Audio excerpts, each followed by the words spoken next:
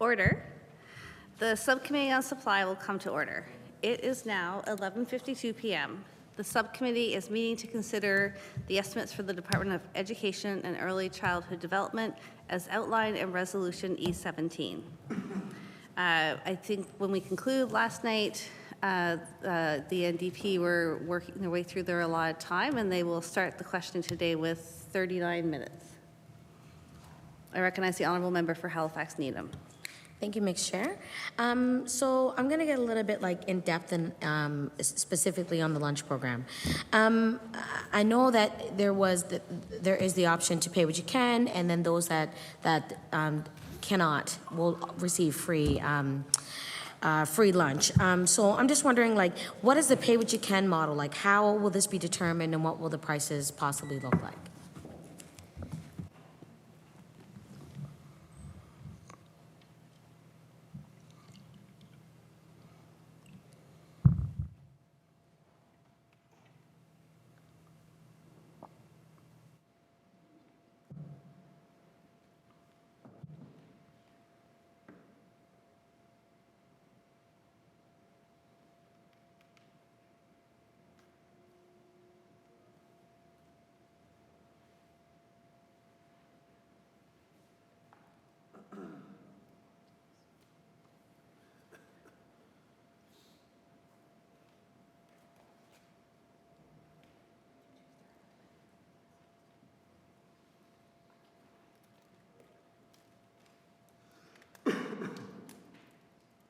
I recognize the Honourable Minister of Education.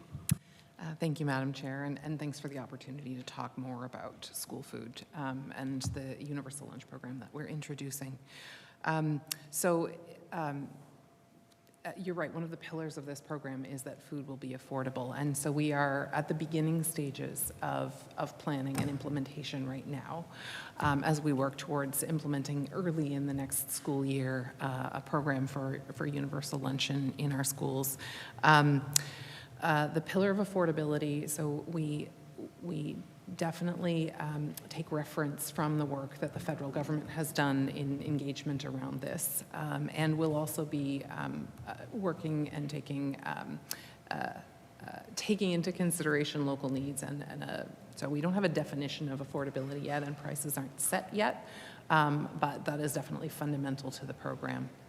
I think another very important element in that is the fact that it will be free for any who need it.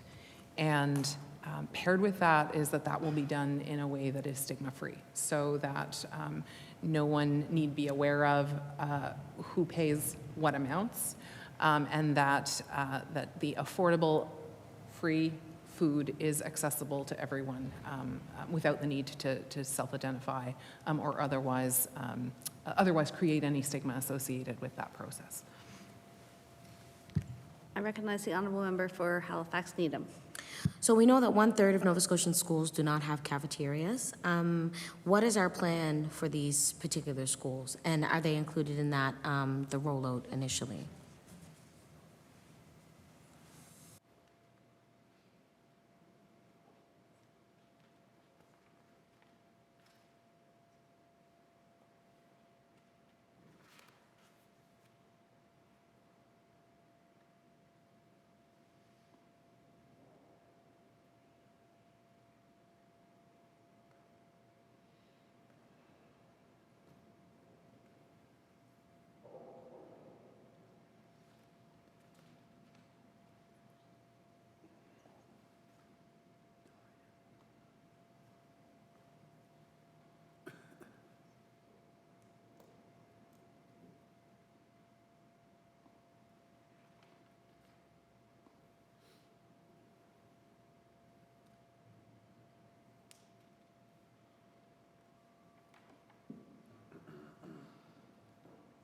I recognize the Minister of Education.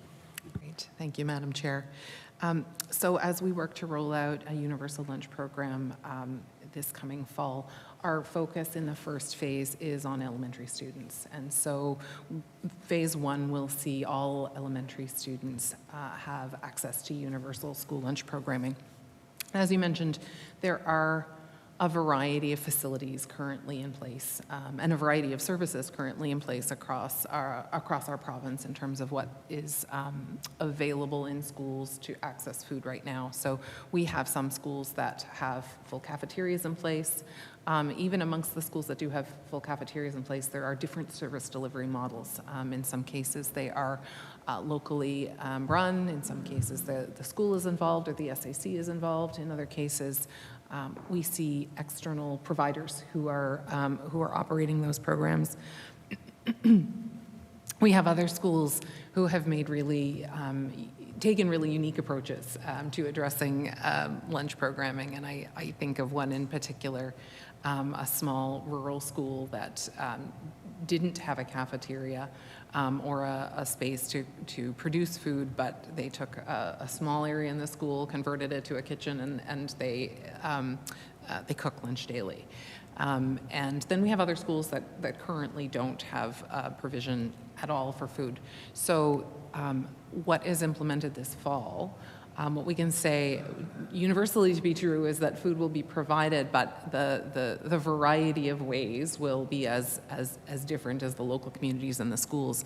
So for those schools that currently don't have access to services, it may be the case that food will be delivered and provided in that manner. It may also be the case that they look to the model of that one rural school that I described and work to create facilities to produce food for lunches. I will also say that, and I'm thinking particularly in the case of deliveries, but not just that, what is rolled out this fall will provide universal access for our elementary school students to lunch programming.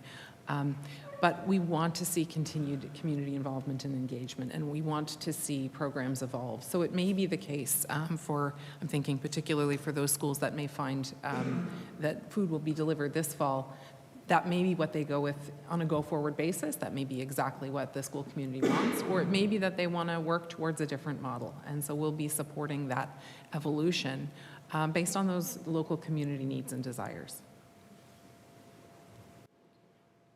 I recognize the honourable member for Halifax Needham. Thank you, Mr. Chair. And so I just kind of want to add in, because you did mention that there are other service providers that are within the schools, and some of those schools have different ways that they provide food through different services. So I'm wondering, with the plan to transition these to a universal lunch program, will these private operators or these community folks be delivering this program in particular moving forward? I mean, I know you mentioned it's a pilot, so it may be something that they do, but I'm just curious to know, for now, where you have service providers on the ground, will they be the ones implementing this program?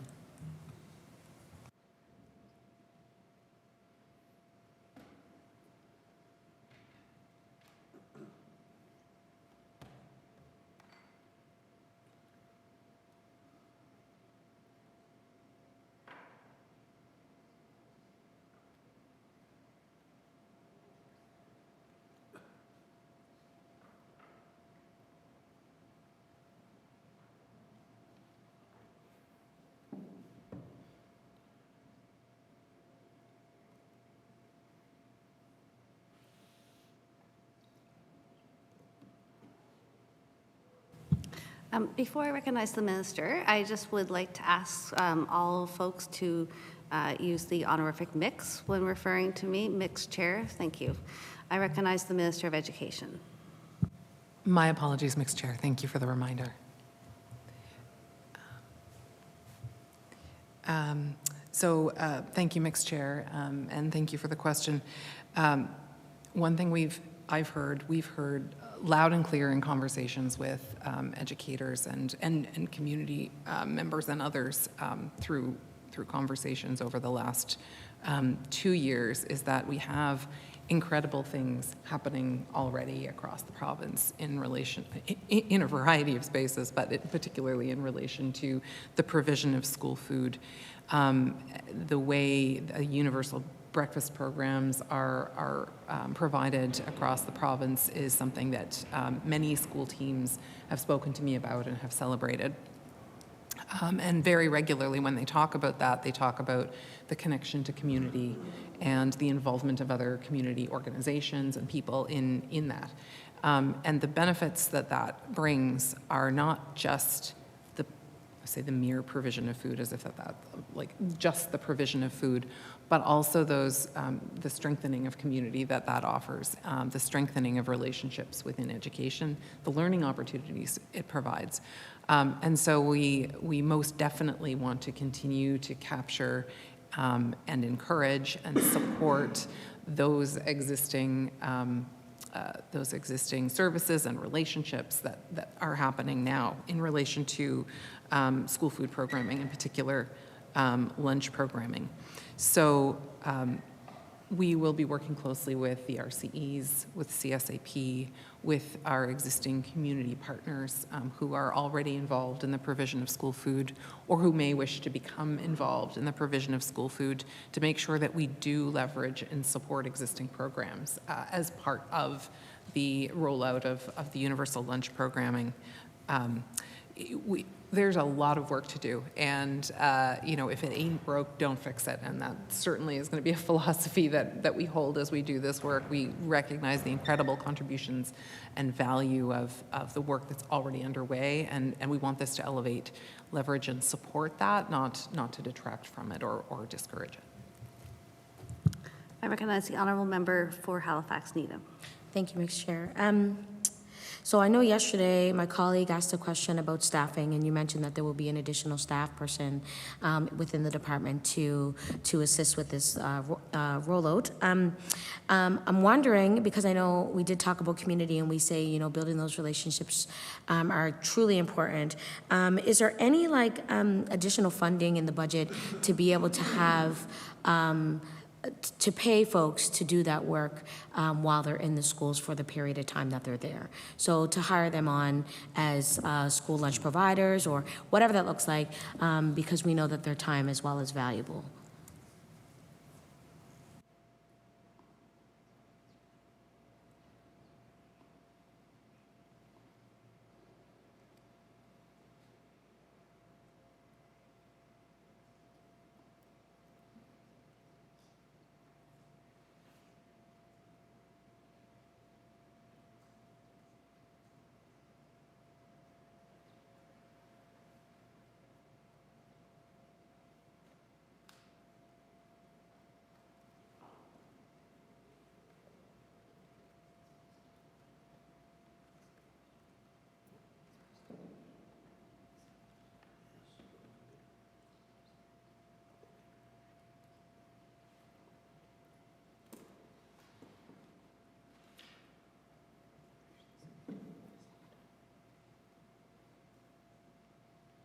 I recognize the Honourable Minister of Education. Thank you, Mixed Chair. Yes, so thank you for the opportunity to speak to the question of resourcing around this. So we have committed in our coming budget over $18 million to support the rollout of universal lunch programming. And the three areas where we'll be using those funds are for procurement, so it'll be procurement of food and supplies, for infrastructure, so as we talked about in relation to your last question about the building of infrastructure spaces and facilities to provide food. And then the third element is resourcing for delivery, and that absolutely may well be staff to support the delivery of the food programming. I think it is important as well to acknowledge that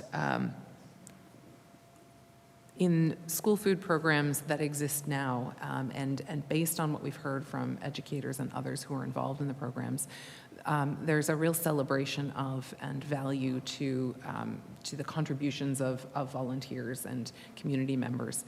And even many educators participate in the delivery of food programming, both because they see a need for that, for the nutritional element and the health element, but also because of the relationship building that it offers and for other reasons. And so we know that having that combination will strengthen this program. And so we want to make sure that as we're rolling this out, yes, we are supporting with resources supporting staff and providing other resources that are needed to deliver the programming. But we also want to make sure that we leverage and support and encourage the volunteerism and the philanthropy and the community connections, because they are so important to this for a variety of reasons, including the nutritional value of delivering food, but also those relationship components. I recognize the honorable member for Halifax Needham.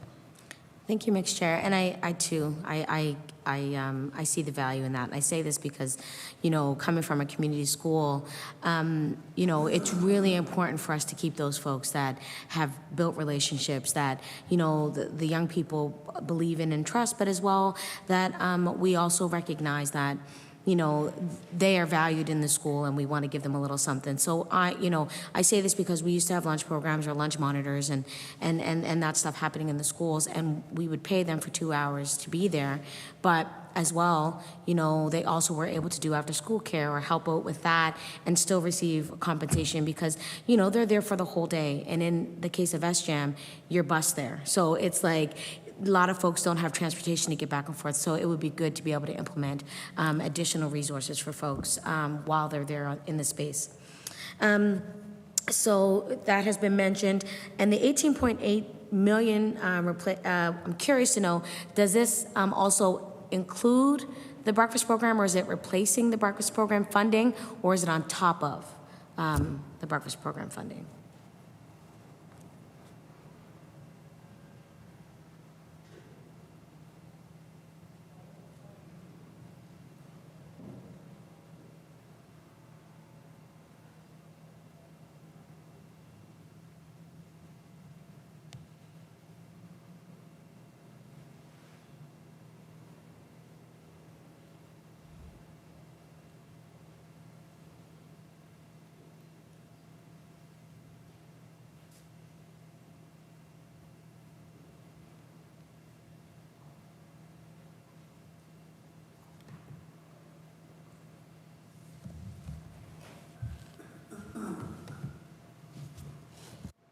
I recognize the honorable minister. Thank you, Mixed Chair.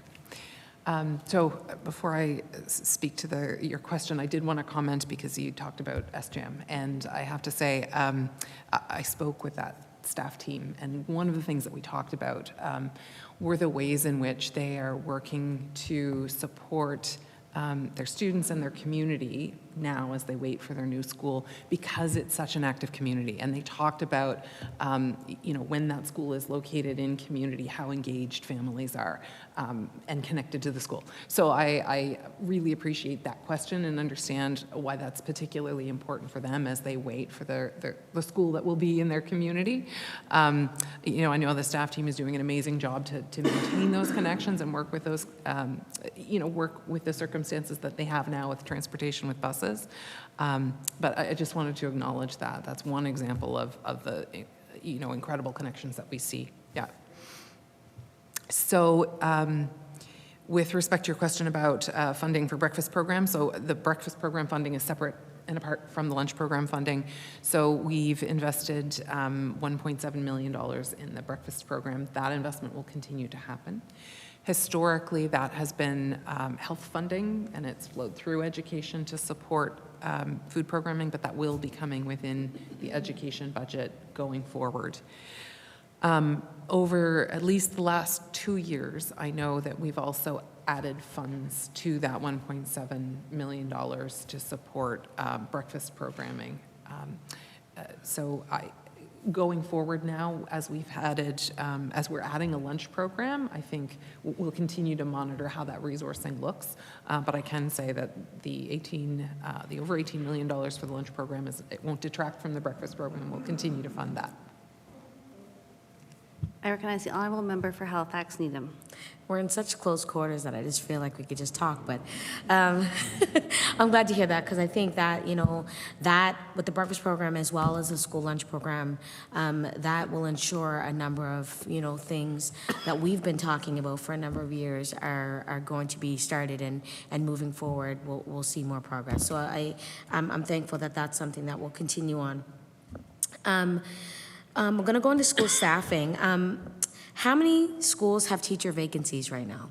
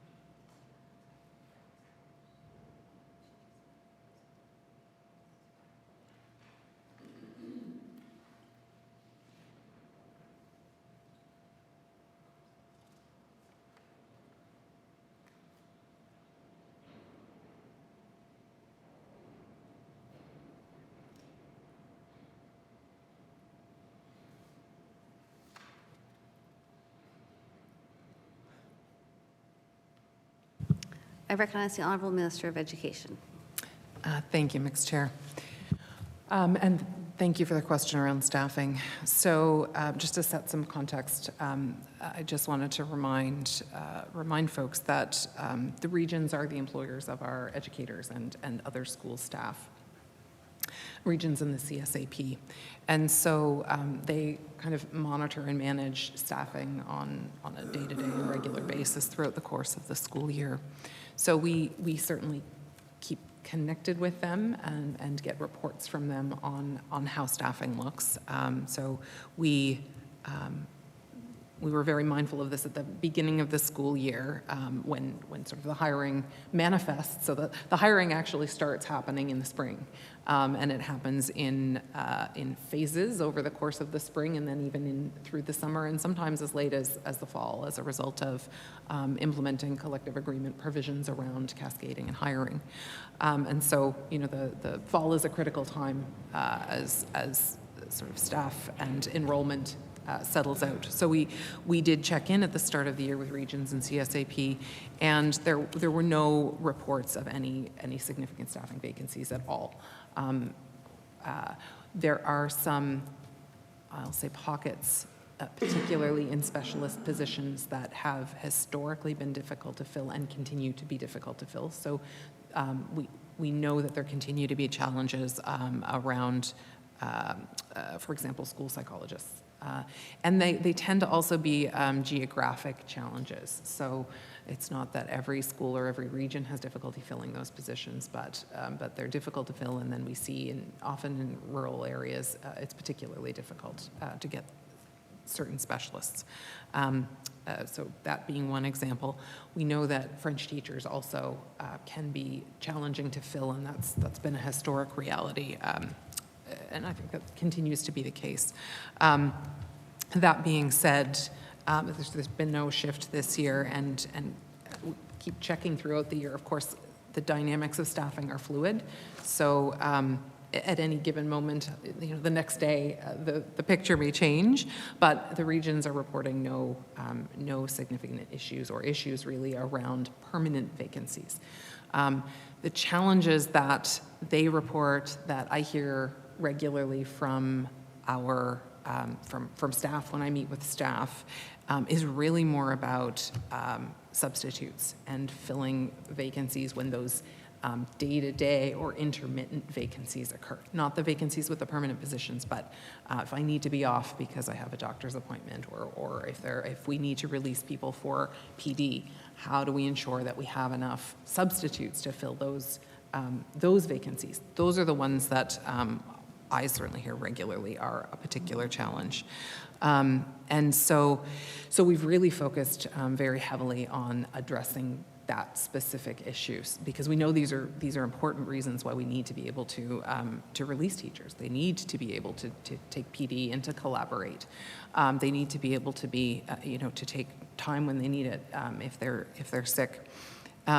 So that was one of the reasons that we listened to the many teachers across the province who suggested we have more term substitute teachers, and we deploy those across the province.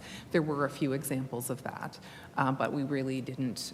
We weren't using that a lot until we heard from teachers how important it was, and so I'm very excited that now all across all of our regions and with CSAP, we have term substitutes who are either assigned to or attached to one or a group of schools or a family of schools.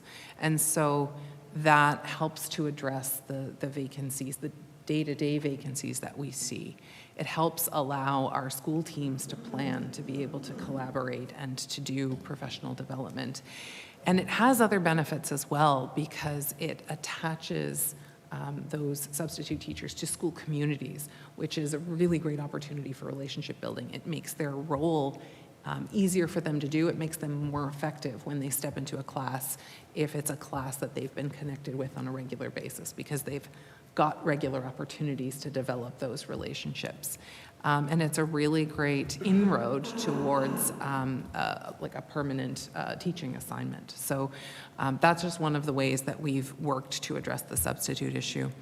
We've also, we talked not too long ago about the offers that we've made for our graduating teachers. So approximately 300 offers went out to our graduating teacher class. And that's another way that we're working in the future to support those, the needs of our schools in relation to having access to substitute teachers.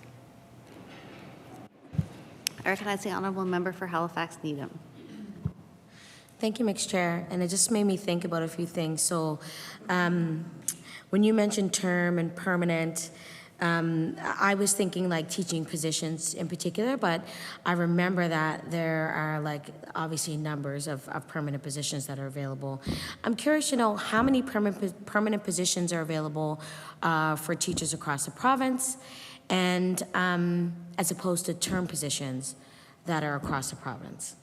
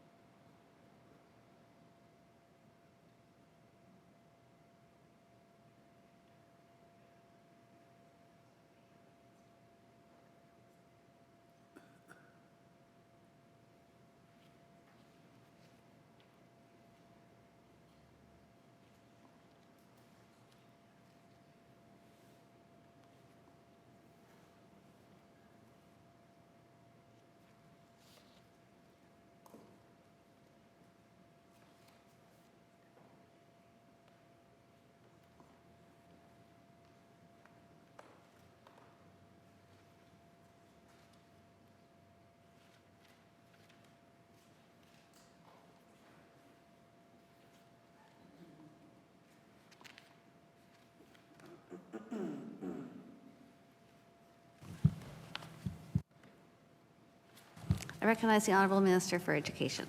Thank you, Mixed Chair.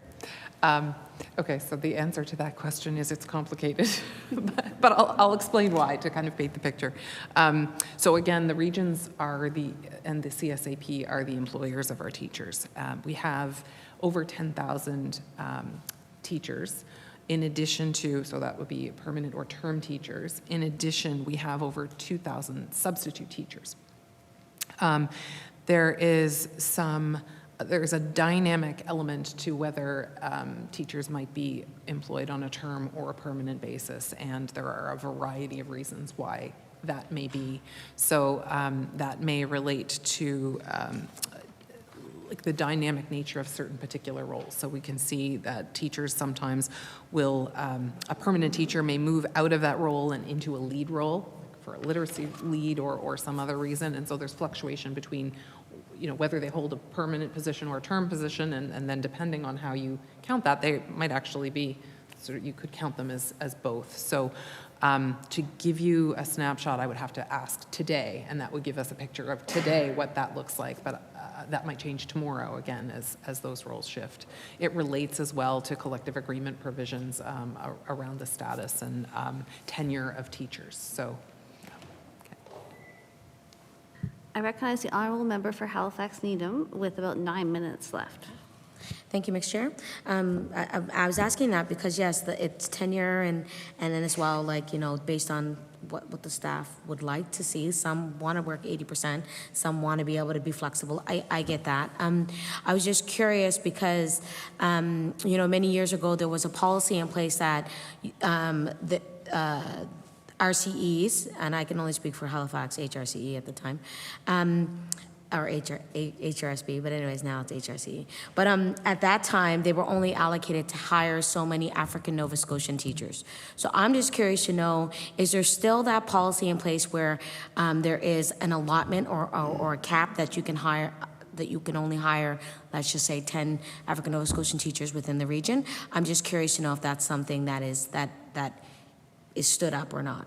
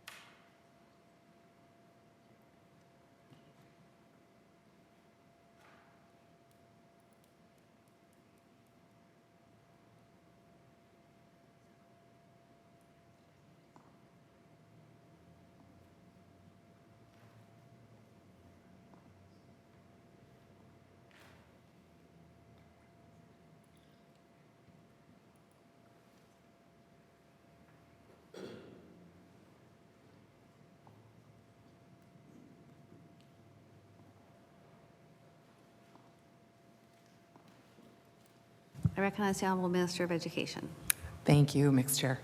So I want to be really clear in answering the specific question you asked that no, there is absolutely no cap on the hiring of African Nova Scotian teachers by any interpretation of that. But I do want to talk, and that's why it took some time to kind of gather information.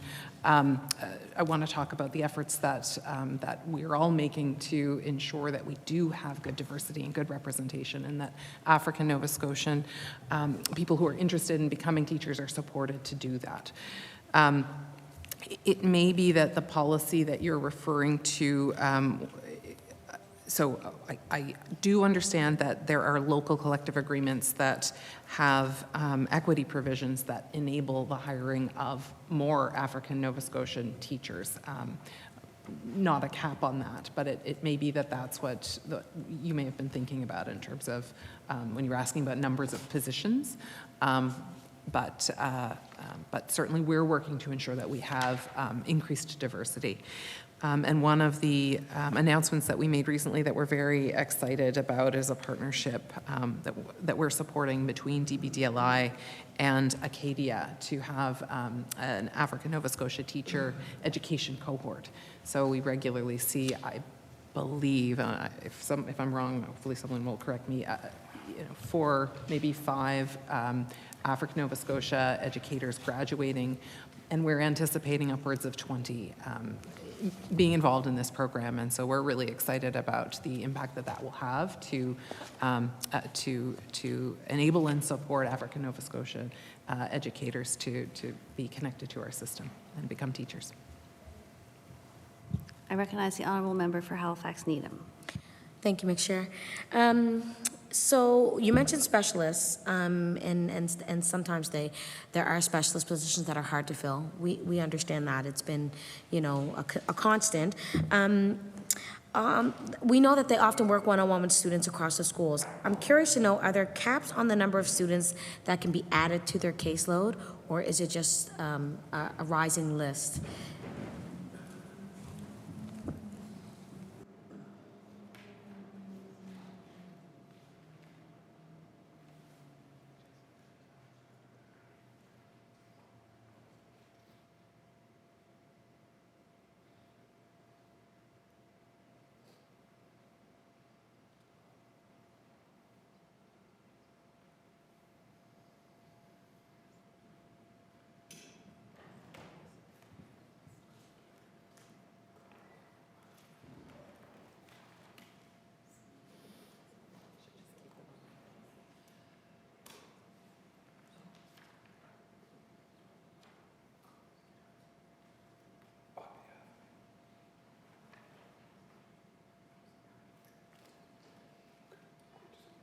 I recognize the honorable Minister of Education.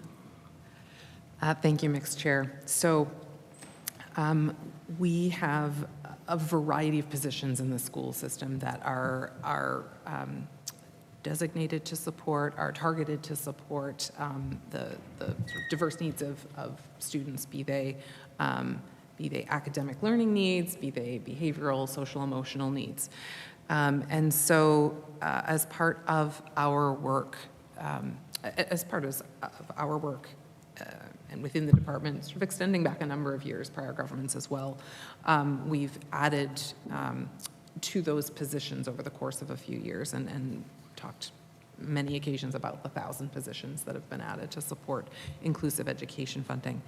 And so there are a wide variety of practitioners and specialists who are designated for that. So I think, for example, of our child and youth care practitioners, we have achieved teachers, actually with NSCC. We have applied behavioral analysts. We have folks who are focused on early intervention for ASD. We have behavior support teachers.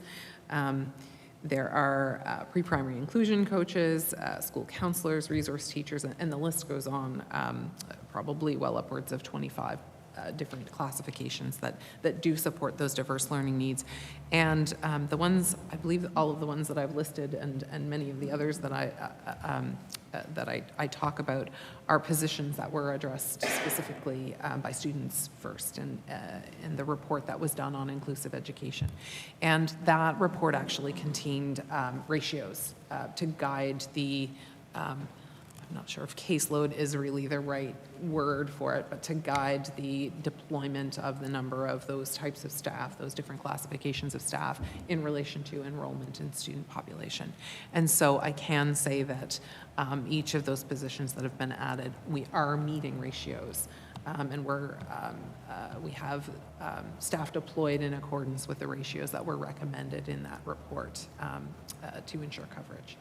Conversations, that I have regularly with staff teams, because it is important to recognize that many of those positions are new, and we're talking about a deployment over the span of 5 years, which maybe sounds like a long time, but really isn't a long time. And it's also a time that occurred over, the real disruption that we had around COVID. So one of the things that we all within the system need to put our mind to now is are we does everybody know the resources that are out there, how to access them, when to access them, how to tap into them to make sure that we are getting the best use of those resources? And so that's a bit of a different question than whether we have the right number of the resources. And so it's important, I think, to keep both of those things in mind, because you can have the right number, but not have people connected in the way they need to be connected. And that's something that we've been working to do in recent years to make sure that those folks are connected in the way that they need to be so that everyone has the support they need. I recognize the honorable member for Halifax Needham with 20 seconds. Okay. So I'll be back asking questions after, but I wanted to say, I say all of this because, as we know, a lot of these resources they have a lot of folks on their list, and we want to make sure that they're not being overexhausted by the work that they do, because it is really relevant work. So thank you. Order.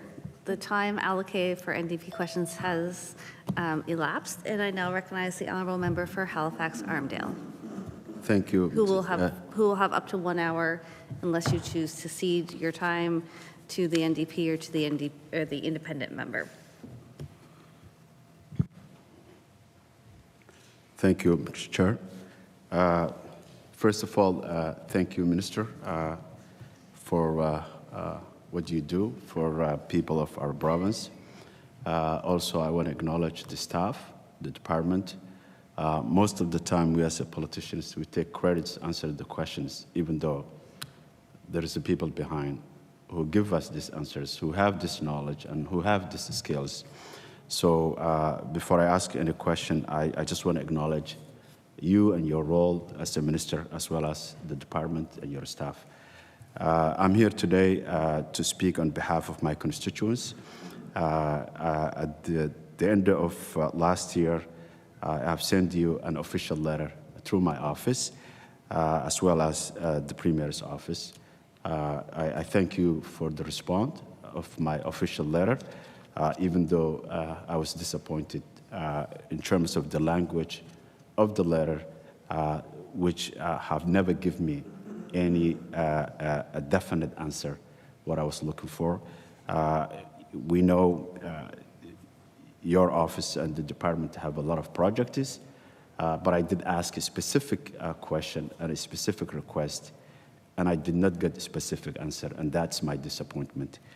We're here today, and I'm very interested to hear from you in person. What is the plan for John W. McLean Flamin Tower? We know this school is one of the oldest schools in our province. And I'd like to hear from you what are the plans and what to expect the community to have a new school. Thank you.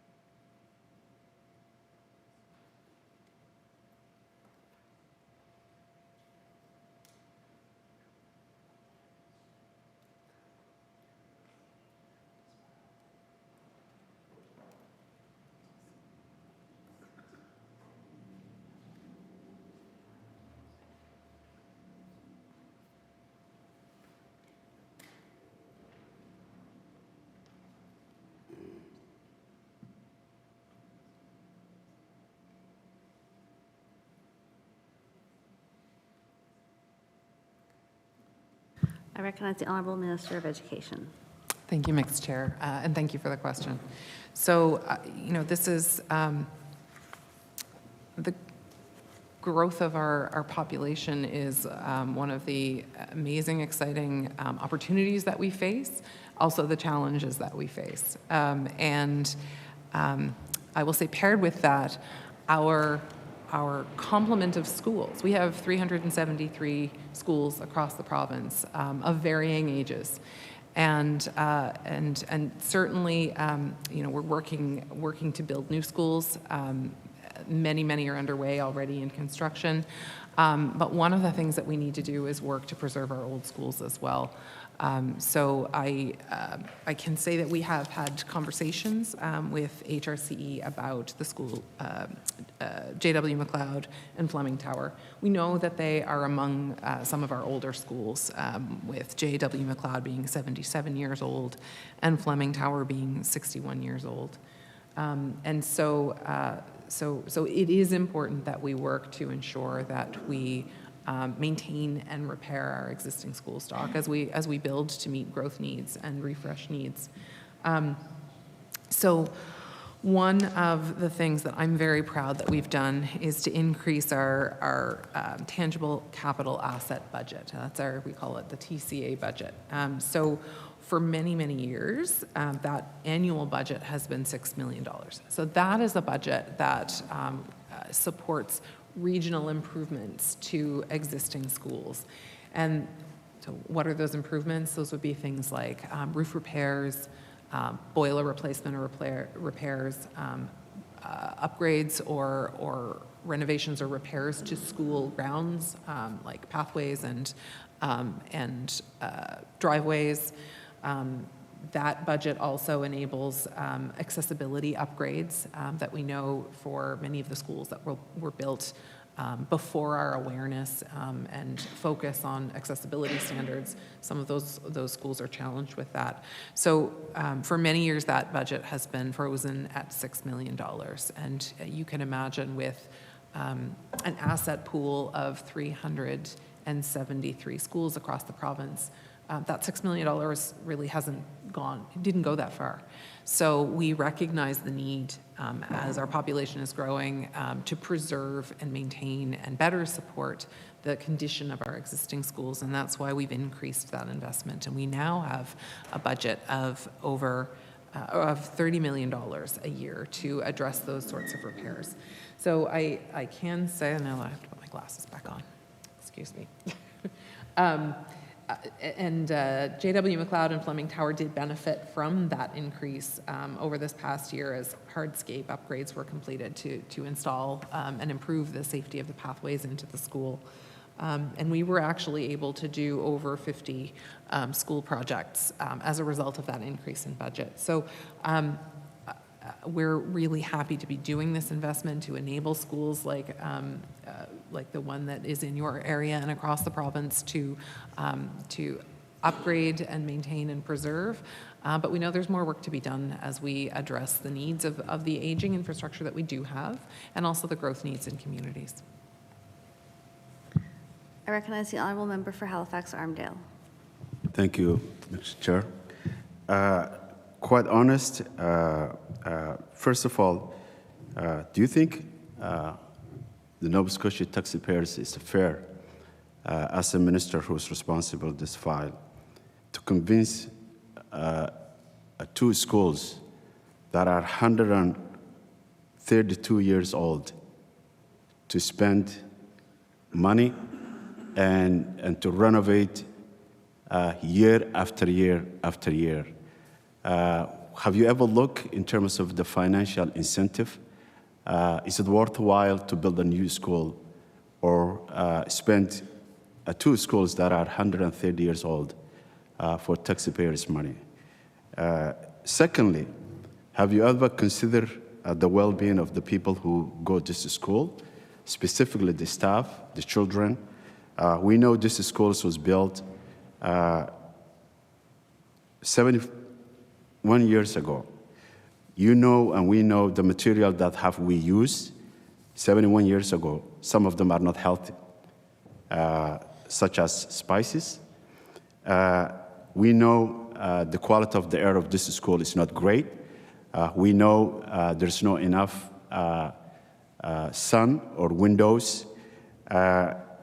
Could you please justify how can you allow these aging schools and willingness to continue to function while you have all this negative impact for taxpayers as well as the people who attended this school, specifically for our children who are the next generation of this province. Thank you.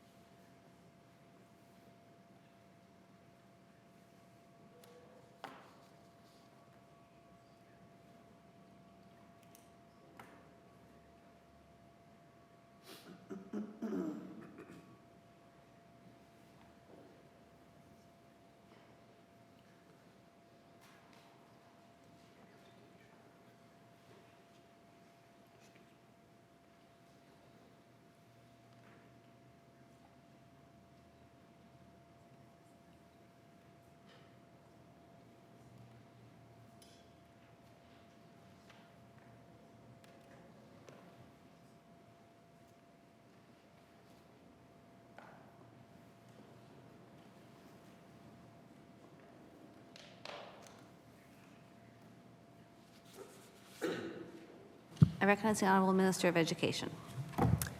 Thank you, Mixed Chair, and thank you for the question. So the reality is we have 373 schools across the province, and they are of a variety of ages. We know that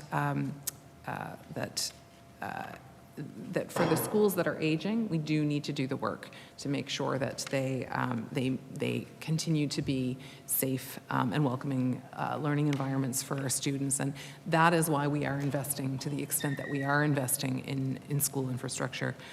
Right now, our school capital plan, our 5-year school capital plan, is a $1 billion capital plan, and that is a plan that has a variety of ways and resources to help us address the needs of our existing school populations and our growing school enrollment.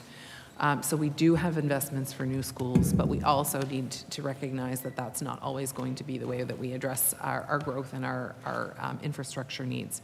So in addition to the new schools, including 4 new schools that we're working to build in HRCE, we also have the addition of modular learning spaces, which school communities are very excited about and they embrace. And they provide us with a very flexible and timely opportunity for addressing growth and expansion needs. We've also invested more than ever before in our TCA budget, and that enables us to do ongoing repairs and maintenance to ensure that our existing assets are in the shape that they need to be to provide educational experiences for our students.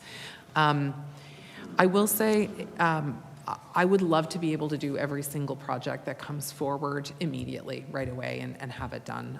But the reality is we can't do that. So we work with the regions to make sure that the priority needs are met, and that we continue to work to provide resources to ensure that the regions and the CSAP are in a position to support the safe education of students across the province.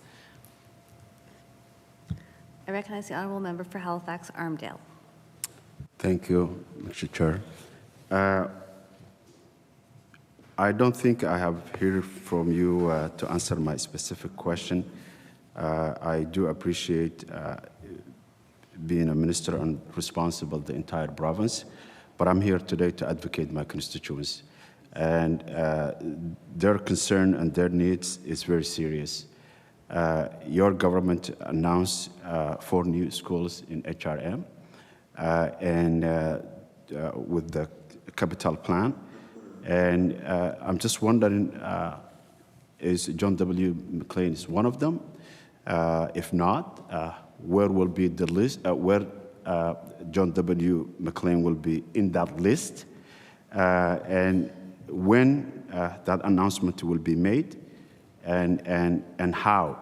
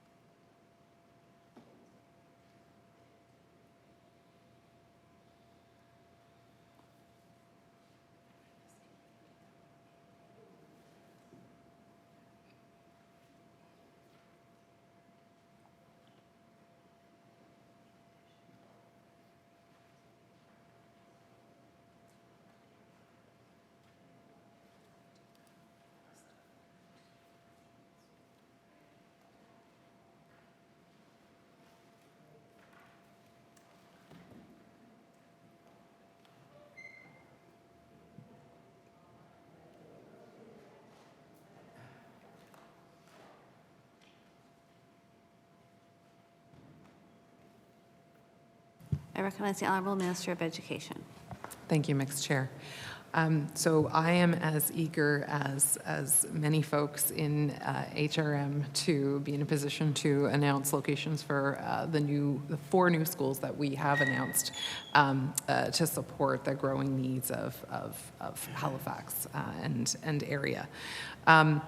We are taking a different approach this year to how those announcements are happening because the reality is we have a very different land market this year and over recent years than we have in years past. And what we have found, what's been observed, is that when property is in demand, prices go up. So we know that we have resources, we have committed resources to support the purchase of land for 4 new schools in HRCE. Public Works has a strategic land envelope of $50 million to enable them to acquire land for the purpose of supporting those 4 schools and for other projects. So we're taking a strategic approach to that to make sure that we use that taxpayer money in a responsible way and we get the best possible deal for taxpayers as land is acquired. So as that unfolds, we all wait eagerly, I think, to be in a position to talk about where those schools will be, and when that process unfolds, I will look forward to announcing those locations. We know that when that happens, that will be a benefit across HRCE. As we add schools and we add spaces to support the growing needs of our communities here in HRCE. I do also want to just comment for a few minutes on the annual process that we have around identifying capital needs. And I said before, and I'll say again, I would love to be able to do every project that schools are looking to have done, and that's just not the reality of any sort of fiscal experience. We have to prioritize, and so we work with the regions and with the CSAP to hear from them about their priorities, and the capital plan is built and refreshed based on that input and based on the prioritizing work that they do. So we'll continue to do that work, and as as each year unfolds, we look at doing additional projects, and I do look forward to all schools seeing the benefit of the increased investments that we're making, both in the addition of new schools, also in the addition of modulars that many communities, specifically schools in HRCE, are receiving, and also the benefit of those tangible capital asset investments, so that we preserve and maintain our existing schools, but also build for the future, build for our current needs and the future. I recognize the Honourable Member for Halifax Armdale. Thank you, Mr. Speaker. I'm not a bad language expertise, but I do follow my guts, and I see you smiling, and I'm taking that as a positive. Maybe John W. McLean is a part of the list. I'm just saying this for my optimistic and and hopeful, because it seems to me right now everything is on hold. But I'm hoping to be at that. Having said that,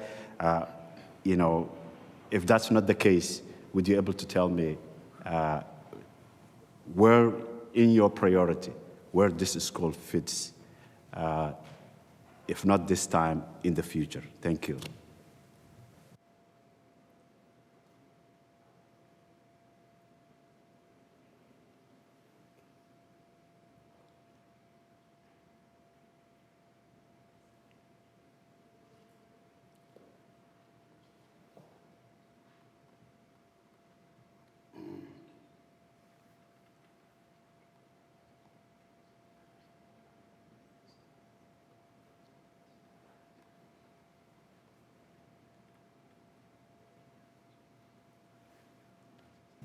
I recognize the Honourable Minister of Education. Thank you, Mixed Chair. We do review and collaborate with the regions and with the CSAP annually in terms of identifying their priorities and working with them to support improvements and investments to meet those priority needs. When folks because it's really important that that process be an objective process, be a process that is reflective of community needs. And that's something that is, I think, a very important element of the process. And what I would suggest is for community members who are interested in this and want to be able to kind of share their experience and ensure that their perspective on this is being understood by the regions. One of the reasons that we have worked to augment local voice.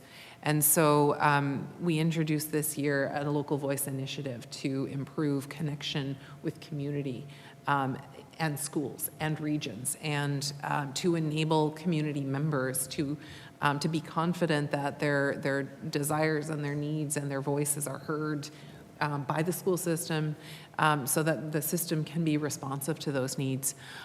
So I will say, we do continue with the department and our partners at Public Works and the regions and the CSAP on an ongoing annual basis to sort of update those priorities. But those, the local voice opportunities, I think, are really good opportunities for community members to make sure that the schools and the regions understand their experiences and their desires. So I would suggest it's always worthwhile for you to encourage community members to make sure that they are involved. The channel into to the department and the education system is and should be so much broader than through local MLAs, and that's why we've done work to increase access to local voice. So we've enhanced our SAC role and the resources that they have available, and their connection with their schools. So I would encourage community members who are interested in advocating on behalf of their school, on behalf of their students, to make sure that they're connected with their SAC. I think also at a regional level that there's opportunities there now because we've created regional advisory committees.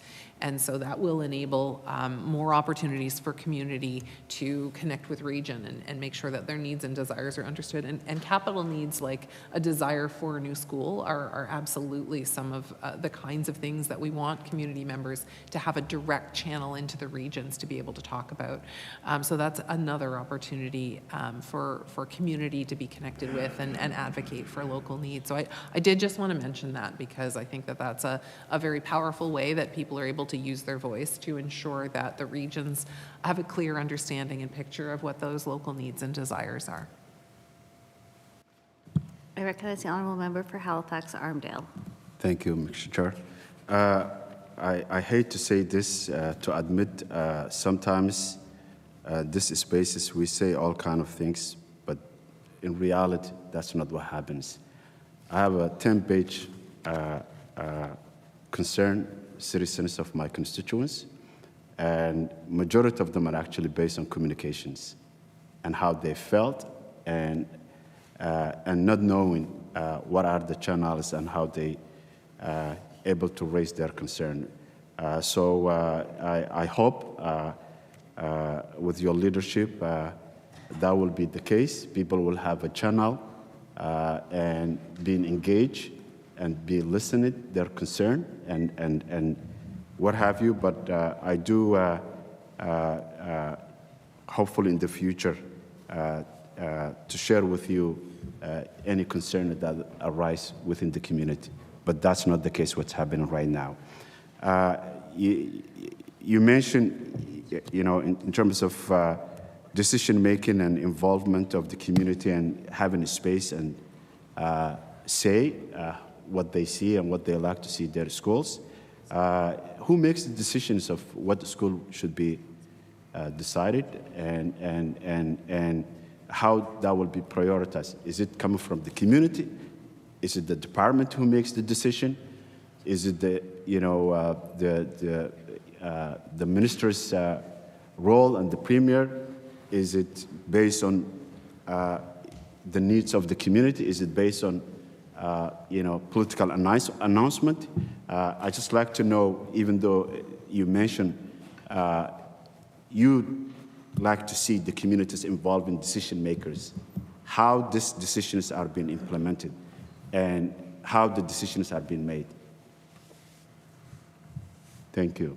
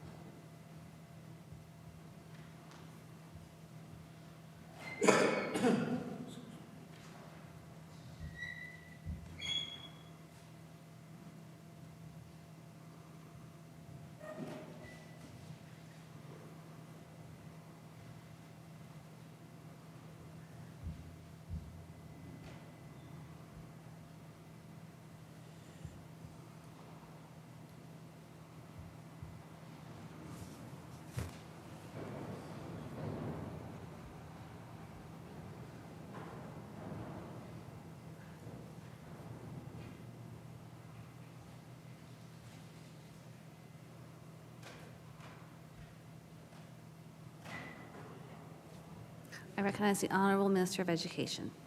Thank you, Mixed Chair. So before I talk about the process around capital planning, I do want to just respond to your comments about what you've heard from the community around their access to HRCE and having their voices heard. So I wanted to say that we've done work around this for that very reason, because we did hear from community members that felt disconnected from their schools, from the regions. There was a feeling that they needed a better understanding of who to connect with, how they can do that.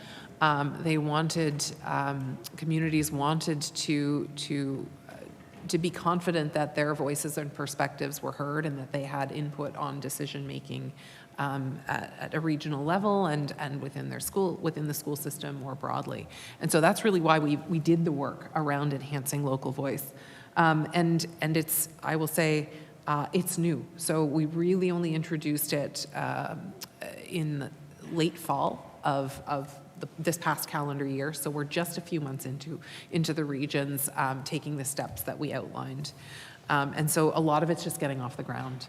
So with the SACs, for example, the SACs have existed for a number of years, but those enhancements are just starting to come online now. And so I'm very excited that we'll be having a conference with all of our SAC chairs this coming fall, which will be a really incredible opportunity to connect them and to have conversations about ensuring that our provincial education system is responsive to the local needs that the SACs are so well positioned to articulate.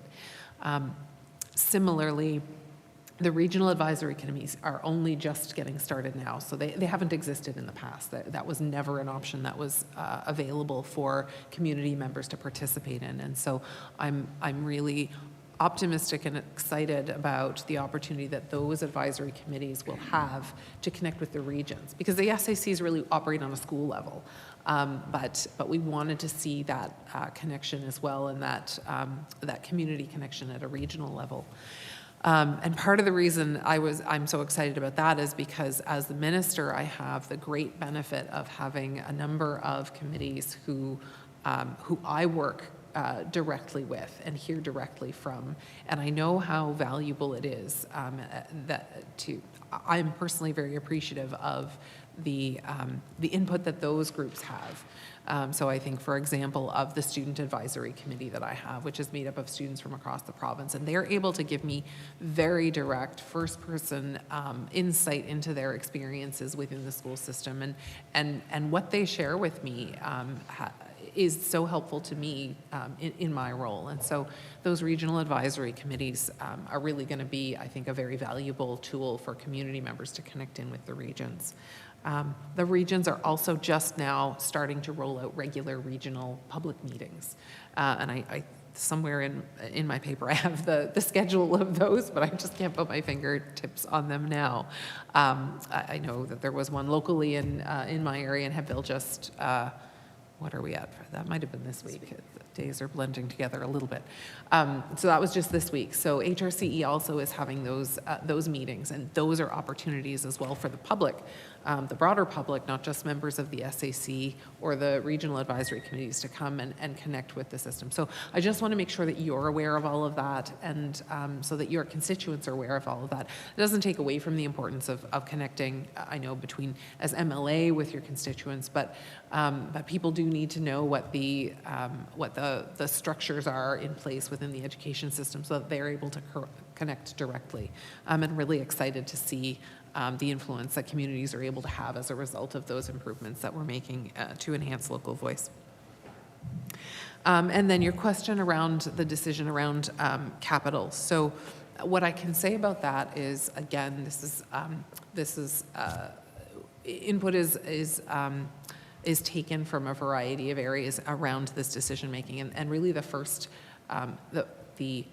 first stage of that process is the regions making their priorities, the regions in the CSAP identifying their priorities. And they do that in a variety of ways. And then the regions and SAC share those priorities with the department. And then at a provincial level, there is collaborative work between the Department of Education, the Department of Public Works, and the Department of Finance to prioritize those projects that are advanced by the regions in the CSAP. And they're prioritized based on a variety of factors. So certainly school condition is one of those factors, and I am very excited that and proud that we've taken action as part of our work on capital to ensure that there's a facility condition index in place so that we have an understanding of facility conditions across the province in our 373 schools. But that's only one piece of it, because the condition doesn't necessarily tell you about the ability to deliver programming. So that's a very important element that gets considered as well. Also enrollment, and enrollment projections is another element, factor that's considered. So all of those and more are factors that are considered as the cross-department team considers and prioritizes the projects that are advanced by the regions and CSAP. I recognize the honourable member for Halifax Armdale. Thank you, Mr. Speaker. I'm going to move something in general. I thank you for responding to some of my questions in regard in my constituents and John W. McLean. Something completely different, but I'm interested, as we know, our province is growing, and it's growing very fast. Being as a newcomer in this country, in this province, I'm wondering if, as a minister who's responsible to educate the next generation of this province, to not lose the historic piece of African Nova Scotians, as well as the indigenous people, their history and their inherit. I'm wondering if your leadership and the department is willing to add in the curriculum African, Nova Scotian, and indigenous communities, their history to be part of the curriculum. So we don't lose that history. And it's the reality that we are going through. The province is changing. Would you able to share with the committee today and the people of this province, believing in order not to lose that history, this should become the part of the curriculum of the school? Thank you.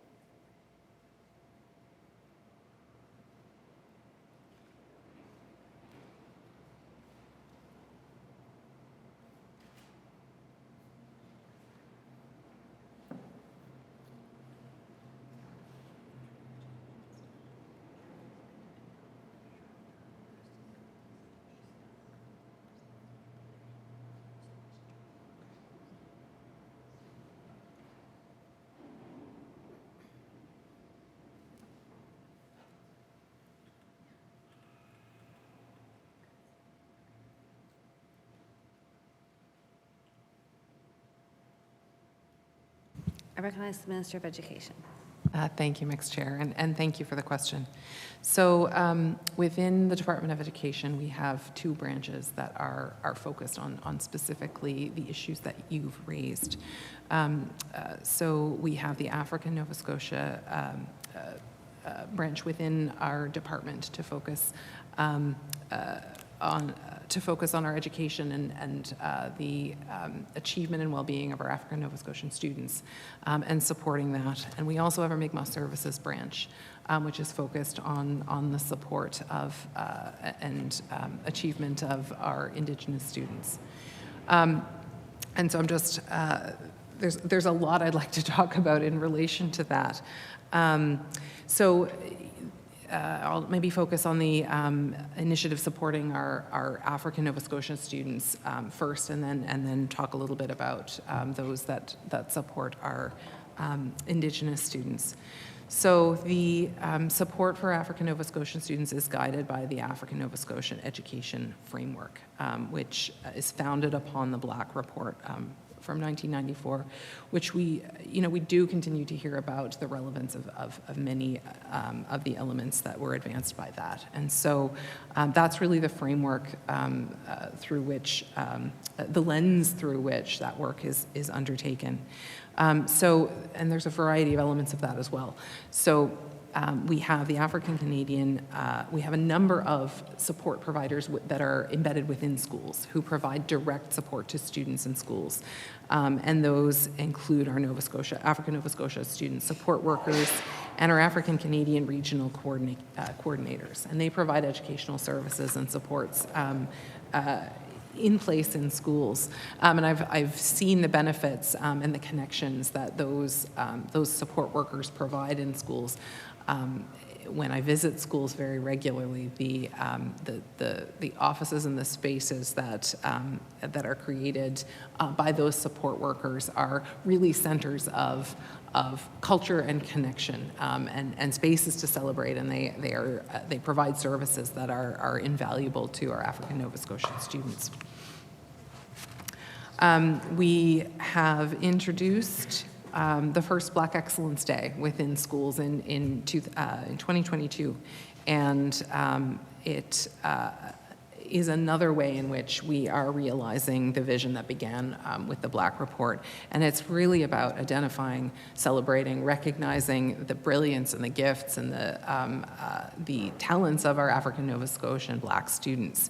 And so it honors first-person experiences, and it honors and celebrates current leaders, historical leaders, and allies through the province. And so that's something that we're now celebrating annually in schools. And it's also an opportunity where resources are rolled out to support the inclusive experience in schools as well. So I know when I visited, I believe it was a school in Liverpool last year for Black Excellence Day. A number of resources were being provided to schools across the province that were in celebration and support of Black Excellence Day, and to ensure that this is something that infuses the experience of schools not just on one day, but of course across the year.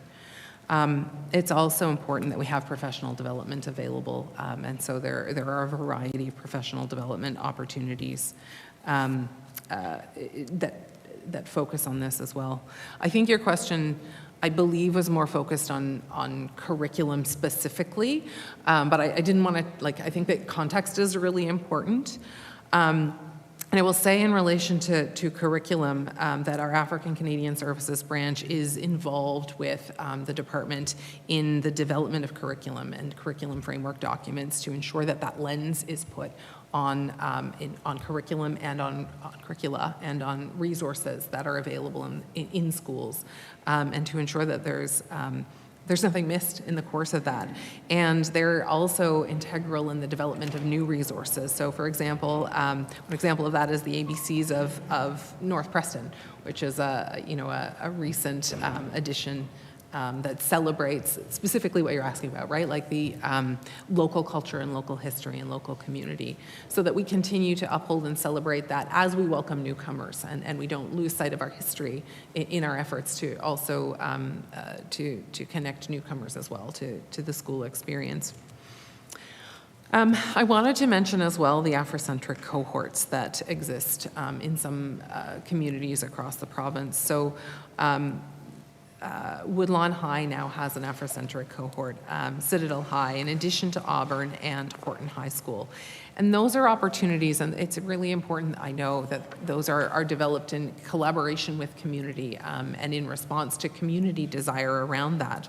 But what I have heard is that those are opportunities that students really appreciate to take courses as a collective group. And it allows, in those cases, those schools to be particularly attentive to the cultural needs of their African Nova Scotian school communities. Those are a few examples of the work that's underway with our African Canadian Services branch. And I do want to just mention as well, because you asked as well about our focus on Indigenous students. And I will say, you know, we have our Mi'kmaq Services branch who is doing parallel work in relation to ensuring that our Mi'kmaq students have a well-connected experience to our education system. And there are a few things that again, I could talk for a long time, but I just want to highlight a couple of things. I'm really excited about the Mi'kmaq language work and some of the new programs that have been developed in relation to that. So we offer Mi'kmaq languages from grade 4 to grade 12. There is a Mi'kmaq studies course in grade 11. I'm incredibly excited about the Netagalink course, which is introduced this year, and which is an innovative approach to a curriculum, and it embeds the concept of Adawaptamunk, the concept of two-eyed seeing, in a course that is an environmental course, so that and it's grounded in both the sort of Western understanding of science and that scientific approach, and also the Indigenous ways of seeing and being and knowing. So those are just some examples of the work that's underway with our Mi'kmaq Services branch. I recognize the honourable member for Halifax-Armdale. Thank you, Madam Chair. First of all, thank you for your response. I think my question was a direct question. And what I hear from you, most of them are support, what I'm looking for. And also, I was speaking on perspective of as a newcomer, to learn the history of this nation and this land, specifically for the Nova Scotia. And I really believe it's as a member of the newcomer, it's important for us to know the history of this country. And I really believe it's worthwhile to reconsider this should be part of the school curriculum. So the next generation of newcomers and the next generation of this province learn this history. And history doesn't have to be only negative. We have also a lot of positive things that we can cherish. I'm going to end my questions and take this opportunity to acknowledge members of my constituents. Our children, when they leave home and they come to the school, they came and to see two things: people who serve and a structure. I'd like to acknowledge we have great teachers, we have great staff, both schools and the community love their service. And I could say the community is proud of the school, but my concern is the structure, because those two things, they go hand to hand. You cannot have only people with middle of a place that's not safe, that's not health, and it doesn't look good. So those are my biggest concern, and I'm gonna conclude to acknowledge those members of the school administration, teachers, and staff, the work they do. Thank you as a minister for your role, as well as your staff. Thank you. Thank you, Madam Chair, and I finished my questions. I recognize the honourable member of Annapolis. I recognize the Honourable Minister of Education, who would like to say a few words. The few words I would like to say is, can I just take a 2-minute recess? We will take a 2-minute recess. Thank you.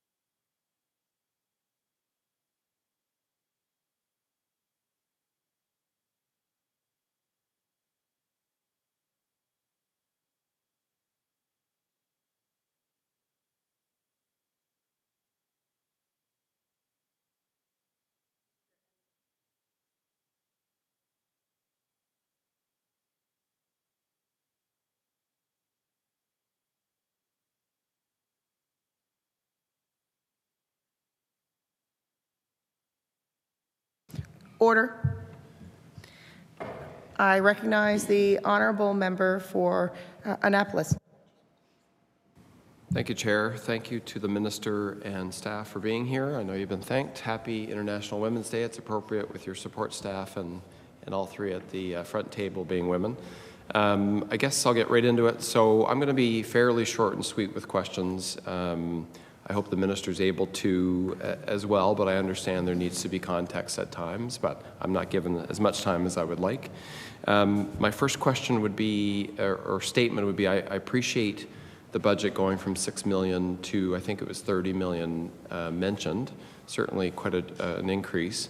My concern is how much of that is reaching into Annapolis. So I guess my first question would be, could you break down maybe that spend or any of that investment, either prior year or this coming year, with plans for investment in Annapolis? Thank you.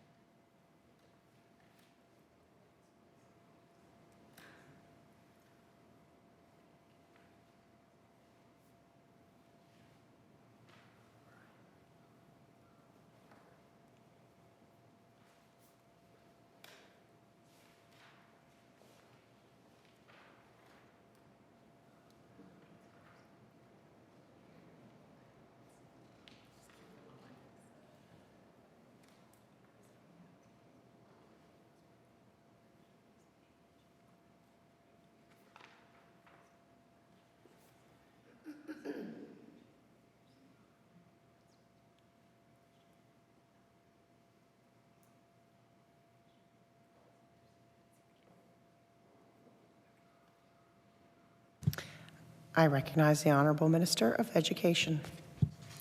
Great, thank you, Madam Chair. I'm just going to leave these glasses on my face. I'm going to stop fighting with it. So thank you for the question. I wanted to make sure I kind of captured the variety of projects. So there are some projects that are underway in Annapolis with the TCA, Technical Capital Asset Funding, but there are also ISIP projects, which are Investing in Canada Infrastructure Program projects. So just from like a context perspective, we currently have 86 TCA projects covered by that $30 million in underway across the province. 56 of them are in active work. The remainder are in planning stages. So that was kind of the reference to 50 that I mentioned earlier. So of those 56, AVRCE has 7 projects underway. And so those projects include ventilation work at Dwight Ross Elementary School. They include heat pump replacements at Horton High School. They include fire alarm work at Middleton Regional High School and elevator work at a number of other locations, or maybe some of those locations as well, but multiple locations for the elevator work.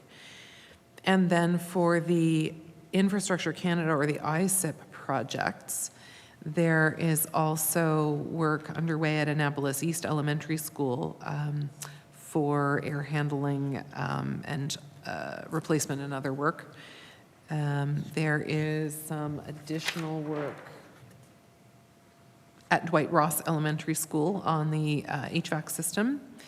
There is air handling work at Evangeline Middle School. And there is work underway at Windsor Elementary School, and finally also at Bicentennial School. I recognize the Honorable Member for Annapolis. I appreciate the first question I asked wasn't the easiest and the quickest to answer. So, you know, a number of those schools and that information is not in my riding. There are multiple ridings within the Annapolis Valley. So what I would ask of the minister and the department, could they email or submit to me a breakdown, a really detailed breakdown on work being done in Annapolis County schools? I recognize the Honorable Minister of Education. Yes, we can follow up on that request. I recognize the Honorable Member for Annapolis. Thank you to the minister. On the 5-year capital plan, it looks like there are 0 schools being built in Annapolis. Why?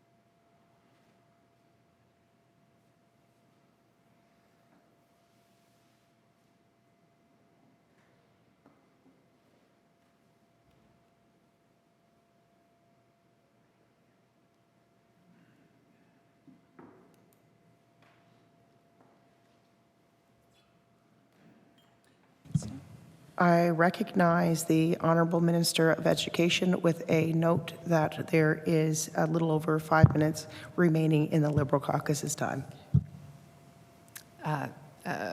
Thank you, Madam Chair. So I'm assuming that the question was around schools in Annapolis, and I'm assuming from sort of the reframing of the prior question that it's really about schools in Annapolis County, not in Annapolis Regional Center for Education. Yeah, so what I can say is the process that we use to identify and progress school capital projects, in particular the selection of new schools, is one that we do in connection with the regions and with the CSAP. So the first step of that process is the regions and the CSAP identify their priorities and the schools that require priority attention. Those are then shared with the province, and a committee from Public Works, from the Department of Education, and from Finance work with those projects and consider factors like programming, like enrollment, like condition of buildings, to determine what projects will be prioritized. So that's the process that we use to determine what projects will move forward. And that's the process that was used in identifying the 4 new schools that were announced this year, that we specified announcements on this year in terms of locations, and in addition to identifying that we would be adding 4 new schools as well to HRCE. I recognize the Honorable Member of Annapolis. Acknowledging what the minister just remarked on, how many schools were elevated as a priority by the regional department?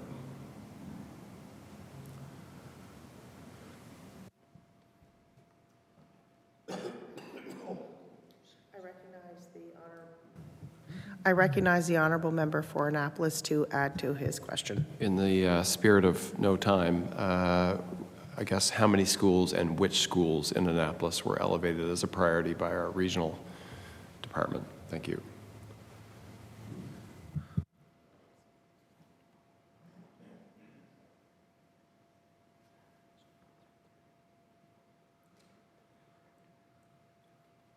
I recognize the Honorable Minister of Education. Thank you. So we'll have to follow up on that request. I recognize the Honorable Member for Annapolis. Thank you to the minister for following up on that. I'd be curious what was made a priority and then where that gap was in that channel. I know in Middleton there were claims from my colleagues of how old their schools were at 50 years. You know, Middleton Regional High School is 73 years old.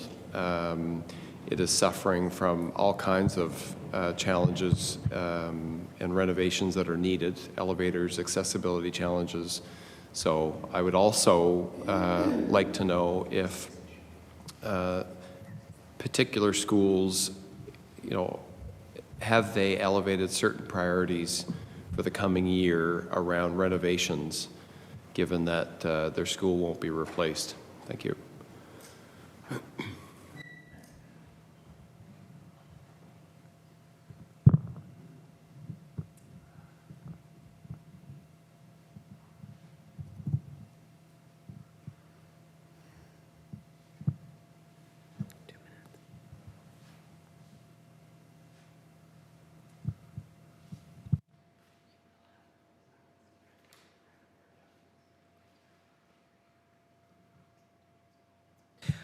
I recognize the Honorable Minister of Education.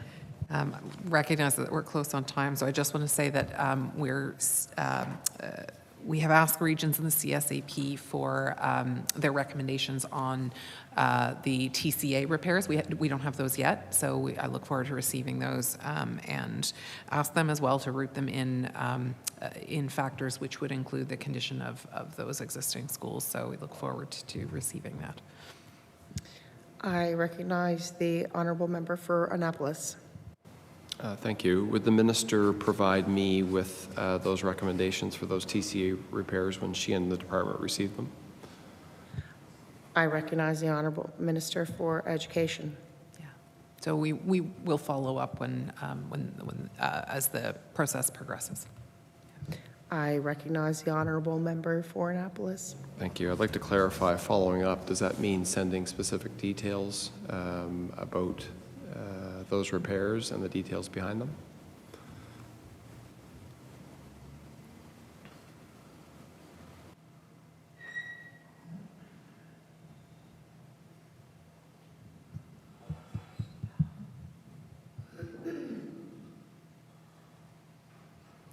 I recognize the Honorable Minister of Education.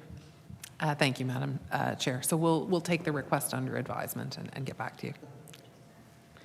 I recognize the Honorable Member for Annapolis.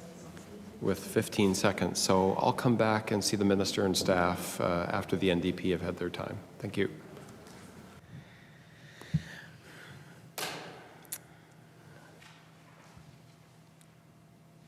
Order, the time for the Liberal caucus is now expired. It is now time for the NDP caucus with an hour, and I recognize the, Honorable Member for Halifax, Citadel, Sable Island. Thank you. I was wondering if the minister could talk about the revised guidelines for trans and gender nonconforming students and indicate when they will be released.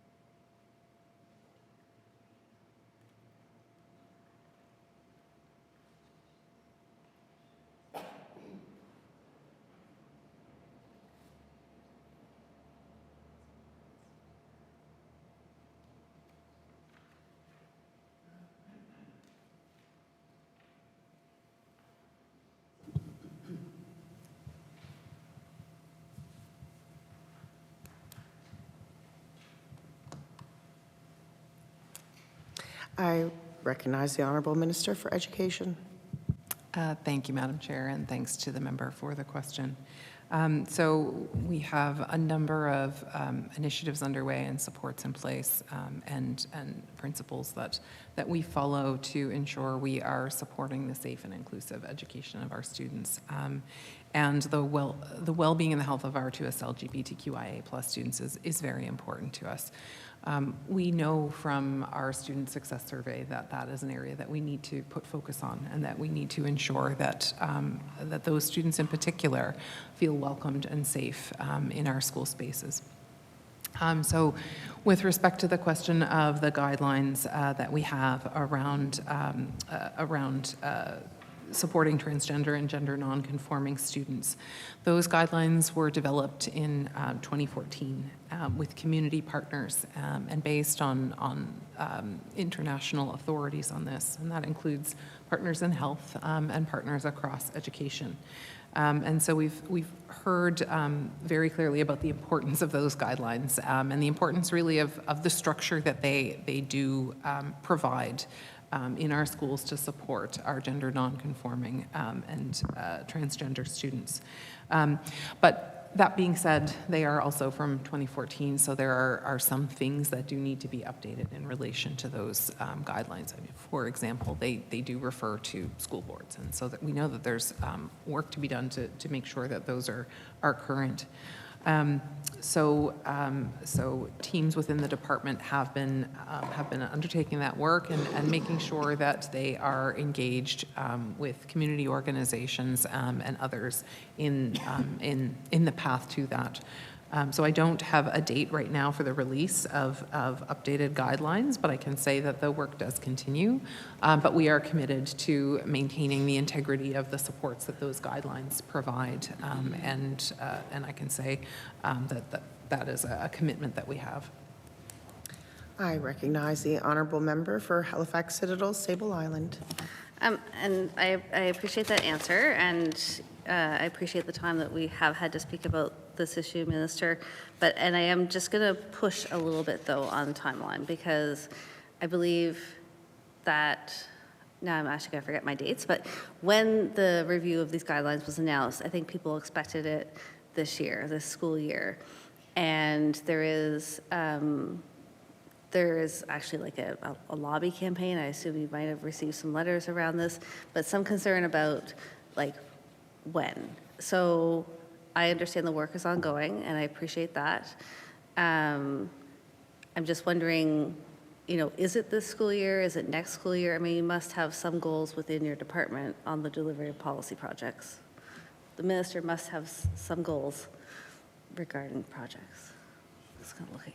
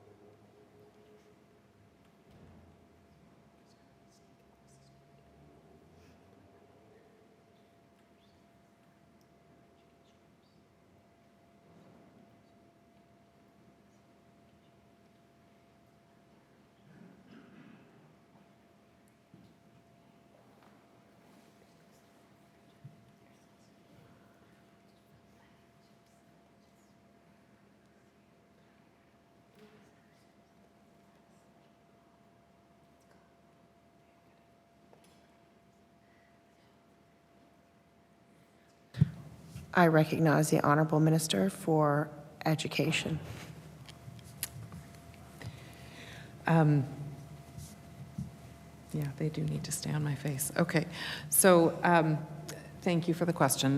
Thank you, Madam Chair. So I just want to talk a bit about the guidelines, because the work is underway around those, and certainly we have heard from and are continuing to hear from community on the guidelines. So we are very proud of and have had feedback that reflects our pride in the structure that those guidelines provide as they stand, in terms of the direction that they provide and the support the support of the use of students' preferred names and pronouns and those elements of the guidelines. So I can say that there will be no changes to that element of the guidelines for folks who've expressed concern that's the direction that this is going in. I just want to be really clear that's not what's happening.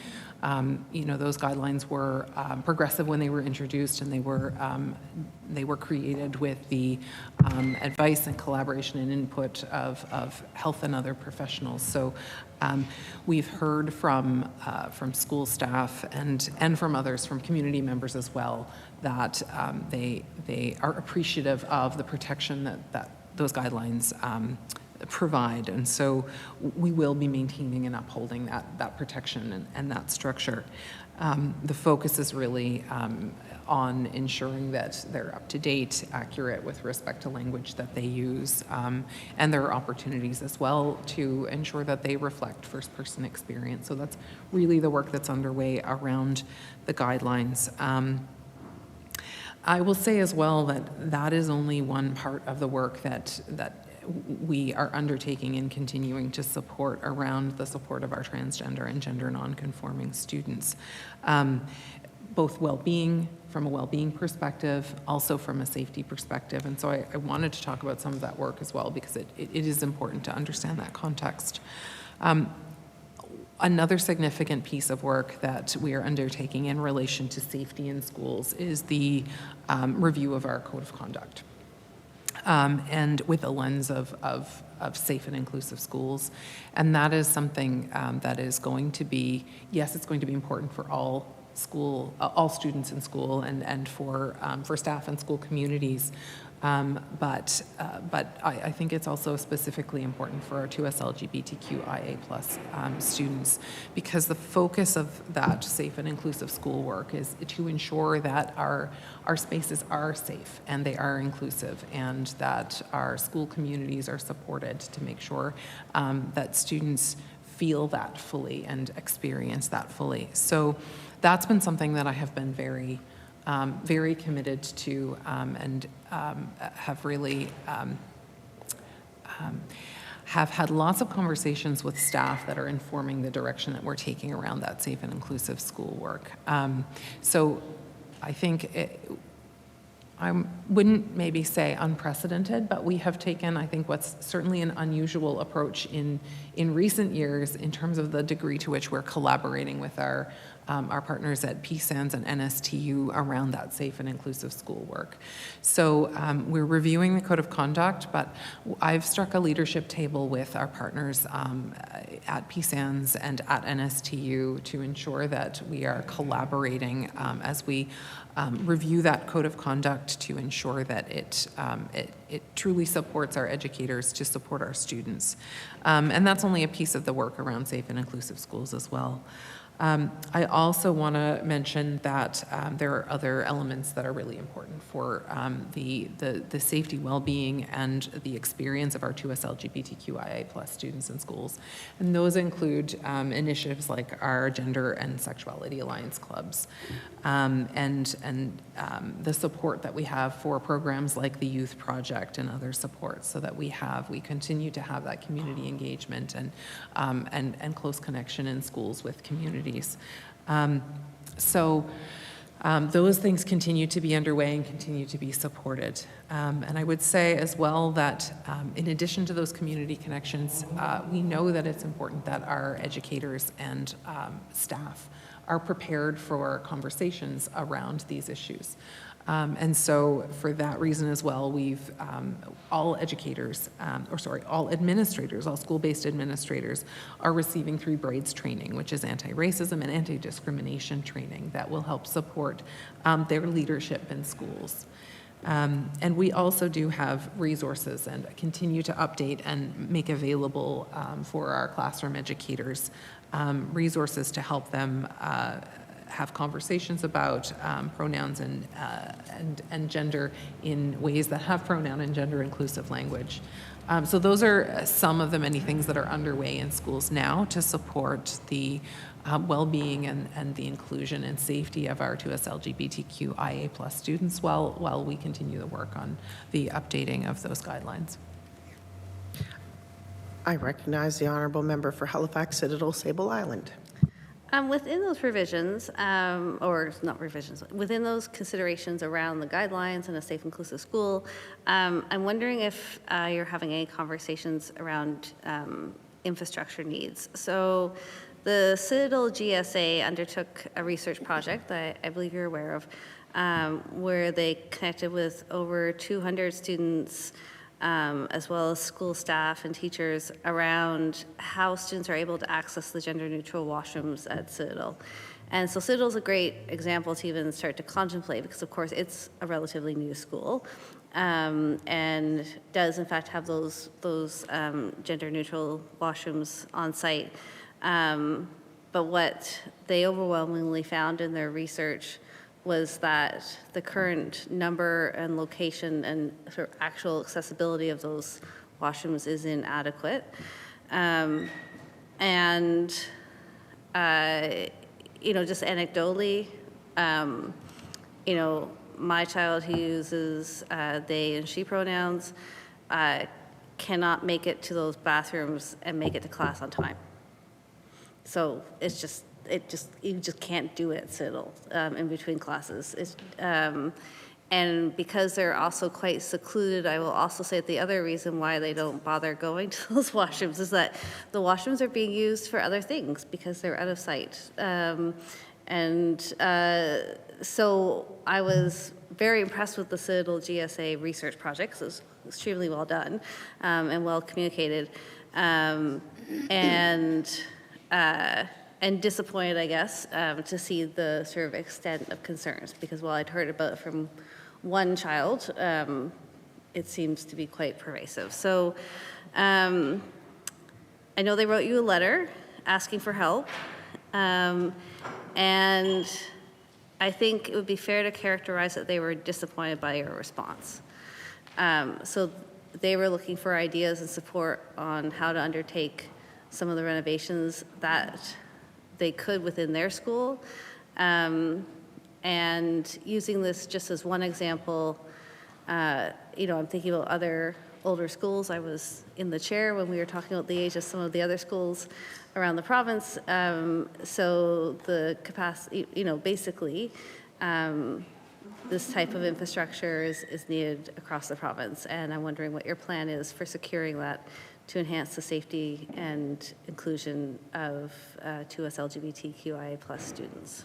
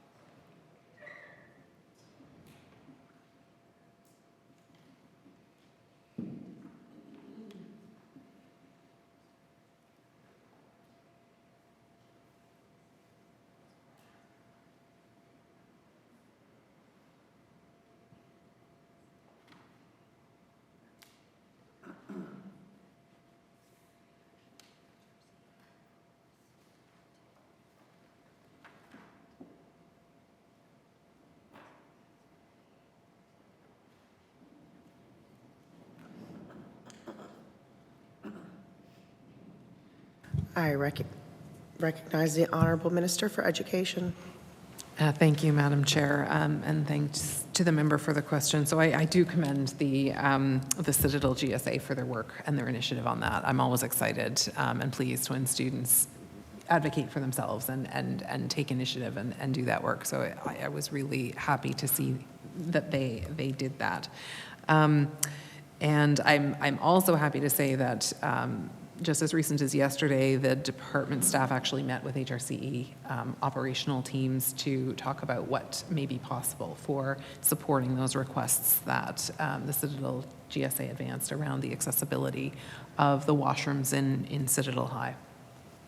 And I also want to talk a bit about the current construction standards that we have, because I think the member raised a really important point around how they've evolved. So Citadel High is a relatively new school for sure. But I can say that even in the time since Citadel High was built to now, our standards around how we build accessible washrooms have changed entirely. And so the barriers and issues that the member has described around the washrooms that exist in Citadel High, that the students involved in the GSA had written to me about, those have been addressed in our current design standards. And so I can say with our new schools that are being built, and when we're able and when regions are able to undertake updates to existing schools in relation to washroom spaces, that lens on gender inclusion and accessibility means that we've addressed those issues. And so what we see with new schools that are being built in terms of the standards, gender inclusion and personal privacy considerations mean that the washrooms are all now in much more visible spaces. So that helps for comfort and for safety. All of the washrooms are now built with that gender inclusive and private lens, so that all of the washroom spaces are inclusive and are private, so that they're not separate spaces that you go to find yourself an inclusive or private washroom. They are all built that way. They are constructed in a way that enables privacy for use in the washrooms, but the communal sort of space where you have sinks and mirrors are out and connected with other learning spaces, so that maintains both the privacy elements and also the security elements of washroom design. So even as new as Citadel is, and the improved steps that were taken to make sure that there were accessible washrooms in Citadel, even since that time, improvements have been made to make sure that when we build new schools, we've addressed those issues, and also when we undertake renovations in existing schools, they're done with that lens as well.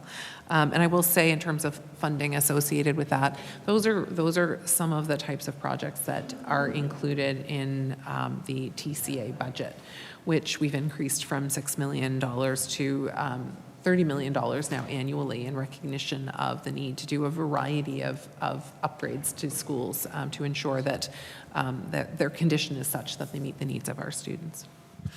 I recognize the honourable member for Halifax Citadel, Sable Island. That's great, and I'm pleased that there seems to be some movement forward for the folks at Citadel, and perhaps I'm dating myself by referring to Citadel as a new school. So my partner graduated from the old QE too, so it is the new school to us, I guess. I wanted to turn to talk about the Atlantic Province's Special Education Authority education program for children, particularly with vision loss. And APSE is a program that I'm familiar with for a couple of reasons. And one in particular was their in-person space that was on South Street. My other child, also completed a program in that same building. And so we spent a lot of time around the APSE community. We would join for meals in the cafeteria when everybody was there. And so I have an appreciation for the power of that collective experience. And then I met with parents, students, former teachers, and other specialists, and some folks who are currently still working with the program. I think they're just really concerned that the current model of supporting in classroom and in school is not adequate to achieve the same outcomes that were being achieved, particularly with the orientation and mobility program on site, which was an important piece of ensuring students had the skills and the transferable skills for independence. As well, actually, that collective experience. So often, students and families often spoke about the fact that was like the only time that their child had a time with others like them, and so that they were learning together about mobility and safety and that sort of thing. So there is a great concern that facility seems to be shuttered. So I'm wondering if the minister can talk a bit about, has the department reduced funding to APSI in recent years, and what is the department planning to do in terms of resuming in-person service delivery of APSI programs for students with vision loss?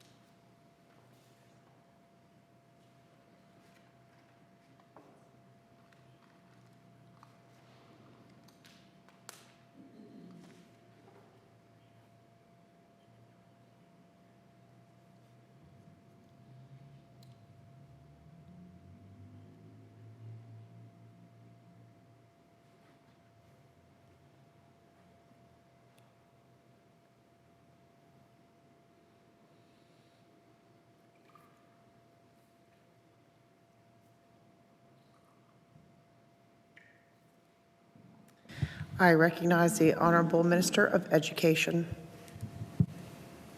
Thank you, Madam Chair.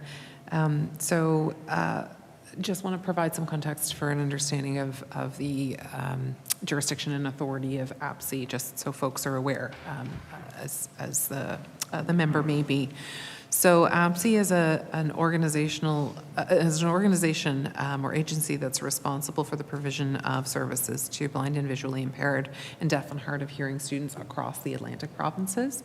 And it's governed by a board of directors and is accountable to all of those provinces. So it doesn't fall within the umbrella of Department of Education. Rather, it is certainly connected to and accountable to our students, but it also does provide services and support to students throughout the Atlantic provinces. So that's just in terms of the context of the services that it provides and the breadth of those services. We do jointly fund APSI, so with the other Atlantic provinces, Nova Scotia does provide funding to APSI for the services that they deliver to our blind and visually impaired and deaf and hard of hearing students. And our funding has actually increased. So we haven't reduced funding, we've in fact increased funding. In 2023, 2024, the estimate was for just over $10 million of funding for APSI, and so we're on track again in 2024, 2025 to be over $10 million of funding for APSI, and so our funding for that work has increased. So. I want to say as well that the department has met with APSI to understand the rationale for the change in service model. And so, and I can relay the explanations that APSI has provided, because again, they do they are governed by the Board of Directors and aren't accountable directly to Nova Scotia's Department of Education independently. And so really, what has been, if I can simplify, what has been articulated is that the move is really about principles of inclusive education and providing access to education in communities where students live. And so the focus has gone from providing that centralized educational model with the South Street location to providing regionally based services to support students in their existing communities. And I've as well spoken to people who have directly experienced the APSE programming, either as students or as family members, and have heard sort of similar questions as the member has raised. And certainly folks have had great experiences with APSE's prior programming, and the folks who have had those great experiences are really great ambassadors for what that model was. So we know, whenever there's change that people have questions and people may have concerns and anxieties around that. So we've been assured that APSE is monitoring those changes and is evaluating the effect and the impact of those changes. And I do look forward personally, and I know the department is looking forward to being updated on the results of that, and we will certainly be following with close interest that.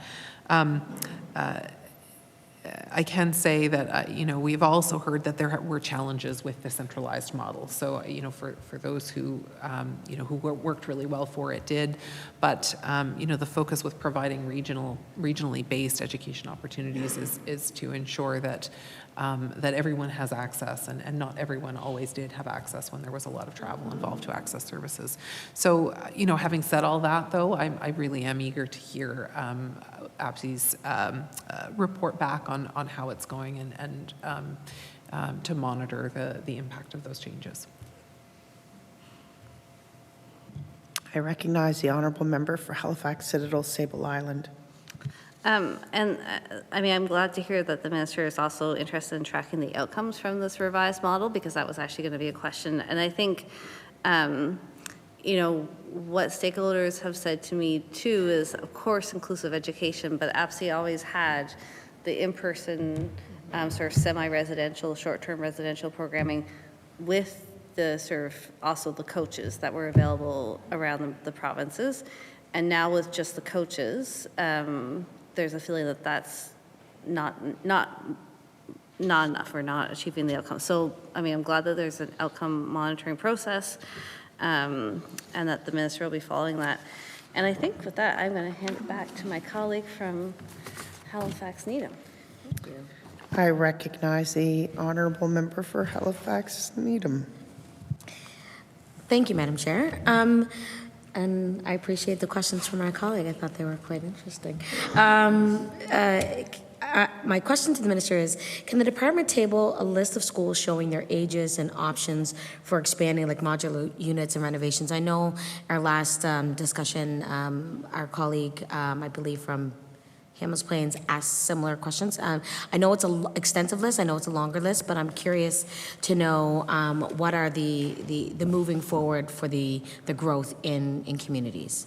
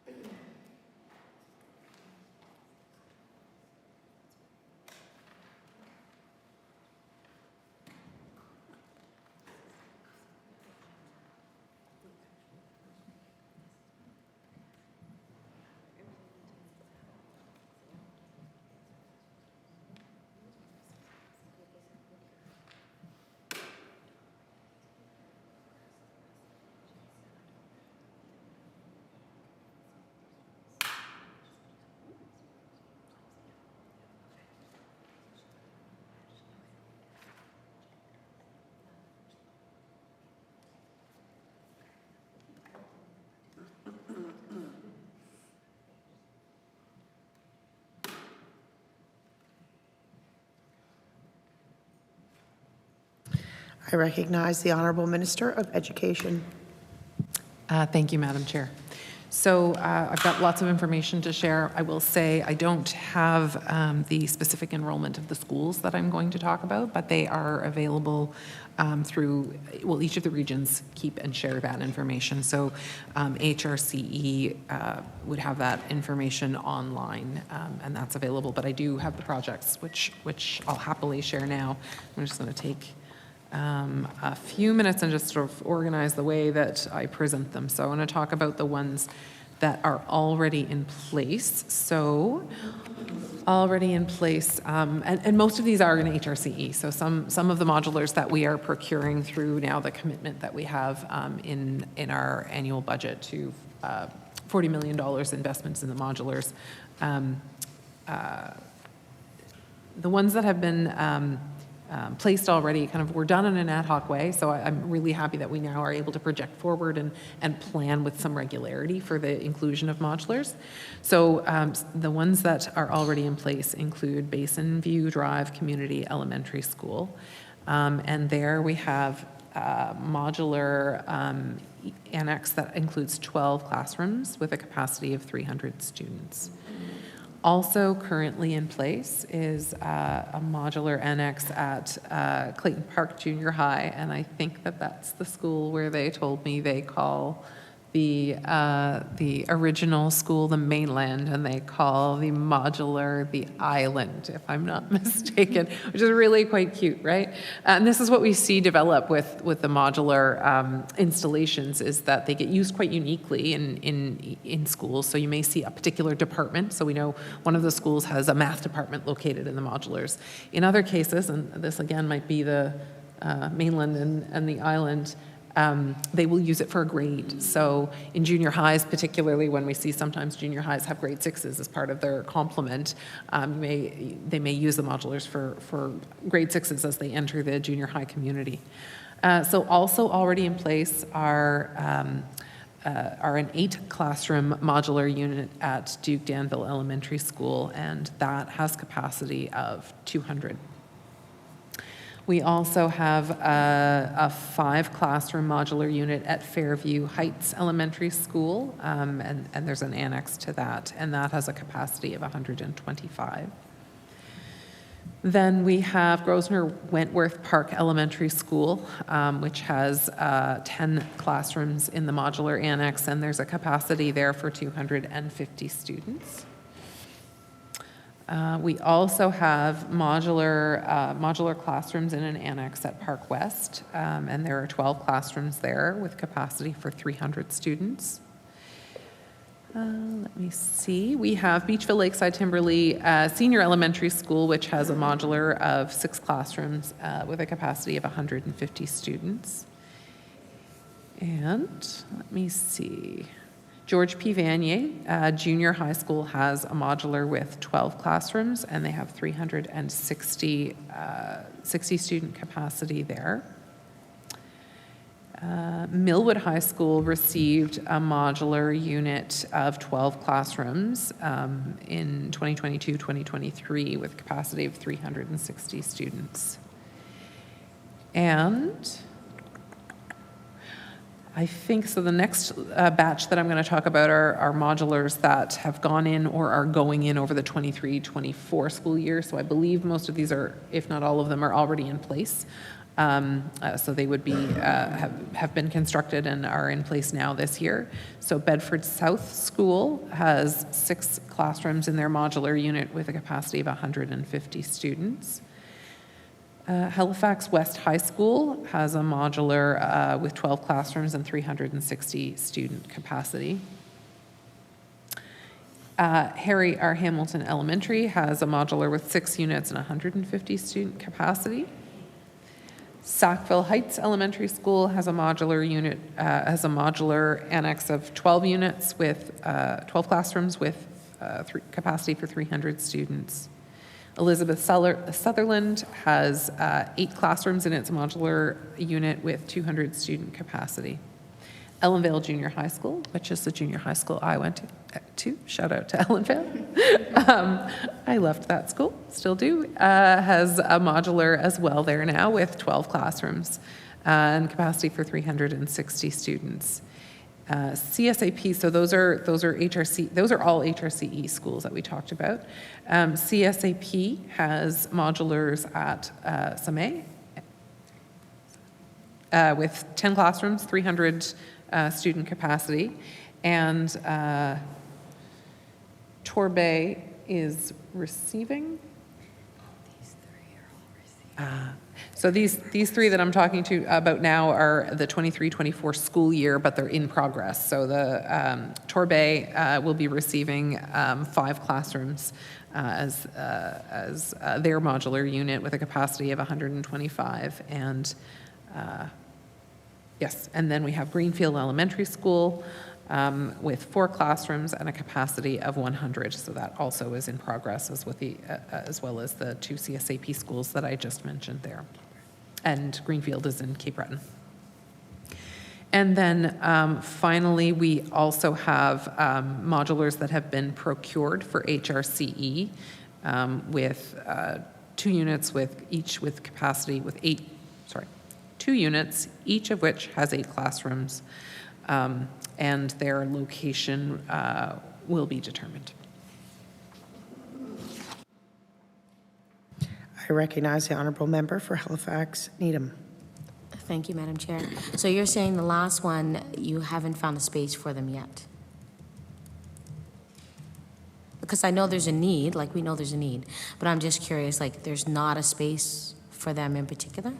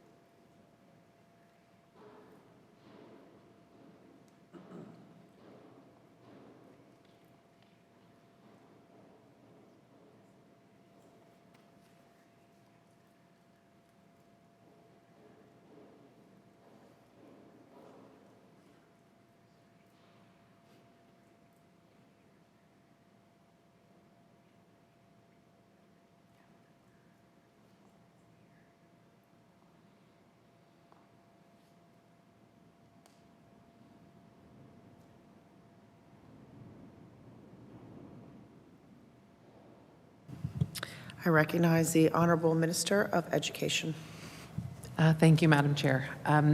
So yes, the department has been working closely with HRCE to determine the location of the modulars that are currently that have currently been procured, and that so it's really about working to ensure that we understand kind of what space is available, and also how that fits in with other plans to address enrollment, because modulars are only one of the ways that HRCE and our other regions and CSAP work to address sort of changes in enrollment and growth. So we should, in the very near future, have details around where those modulars will be located. And I'll say as well, until we created our current capital plan, the strategic plan that includes a regular allotment for modulars, the planning around them had been, I'll say, ad hoc. Just so it meant that there wasn't the kind of time runway that we now have, because we now do have the commitment to continue to procure. So what that means is, going forward, we will have more time to plan, and we'll know further in advance where modulars will be going, and so we'll be able to kind of share that news with community earlier. I recognize the honourable member for Halifax Needham. Thank you, Madam Chair. And just by looking at the numbers, I mean, I'm glad that you mentioned the capital plan, because, I would think, and I don't know, I don't know what's on the list, and maybe the minister can tell me, but I'm just curious to know, like, with these, we have at least 1, 2, 3, 4, 5, 5 or 6 that are in 6 or 7 that are in the 300 students capacity. Are we moving away from? And I know this is not the case, but I just think maybe there's a delay from building, because when we think about where the modulars need to sit, and I can speak for my area in particular, there's not very much space for folks to even place a modular, right? So, then I would think, wouldn't we be prioritizing these particular spaces that are consistently growing? Like, it hasn't been a short time, it hasn't been, it's been over time, but even more so because we have, a huge population growth right now. Are we putting these particular spaces that have the growing need on the priority list at the capital planning level, just so that we know that a build is going to take 4+ years? So we need to be able to say, okay, where do these fit? Because we know that Bedford is growing by this amount. And I'm not an expert in that, but I will say that I had to do many sit-ins and reads on capital planning, and that literally was like, how do we work out the growth? But we need to work it out in a realistic way, because when we account for growth, traditionally it used to be a 10-year plan, and that 10-year plan was nowhere near, when 10 years came up, nowhere near the number. It was actually very low. This is why we have overload on a number of these other new schools. Now we still have modulars needed. So my question is, are these particular schools that are on this, that have these large modulars, 300, with 300 students or more, are they being considered as a part of the capital planning to build? Because timeline is really important when it comes to taking a school down and putting it back up.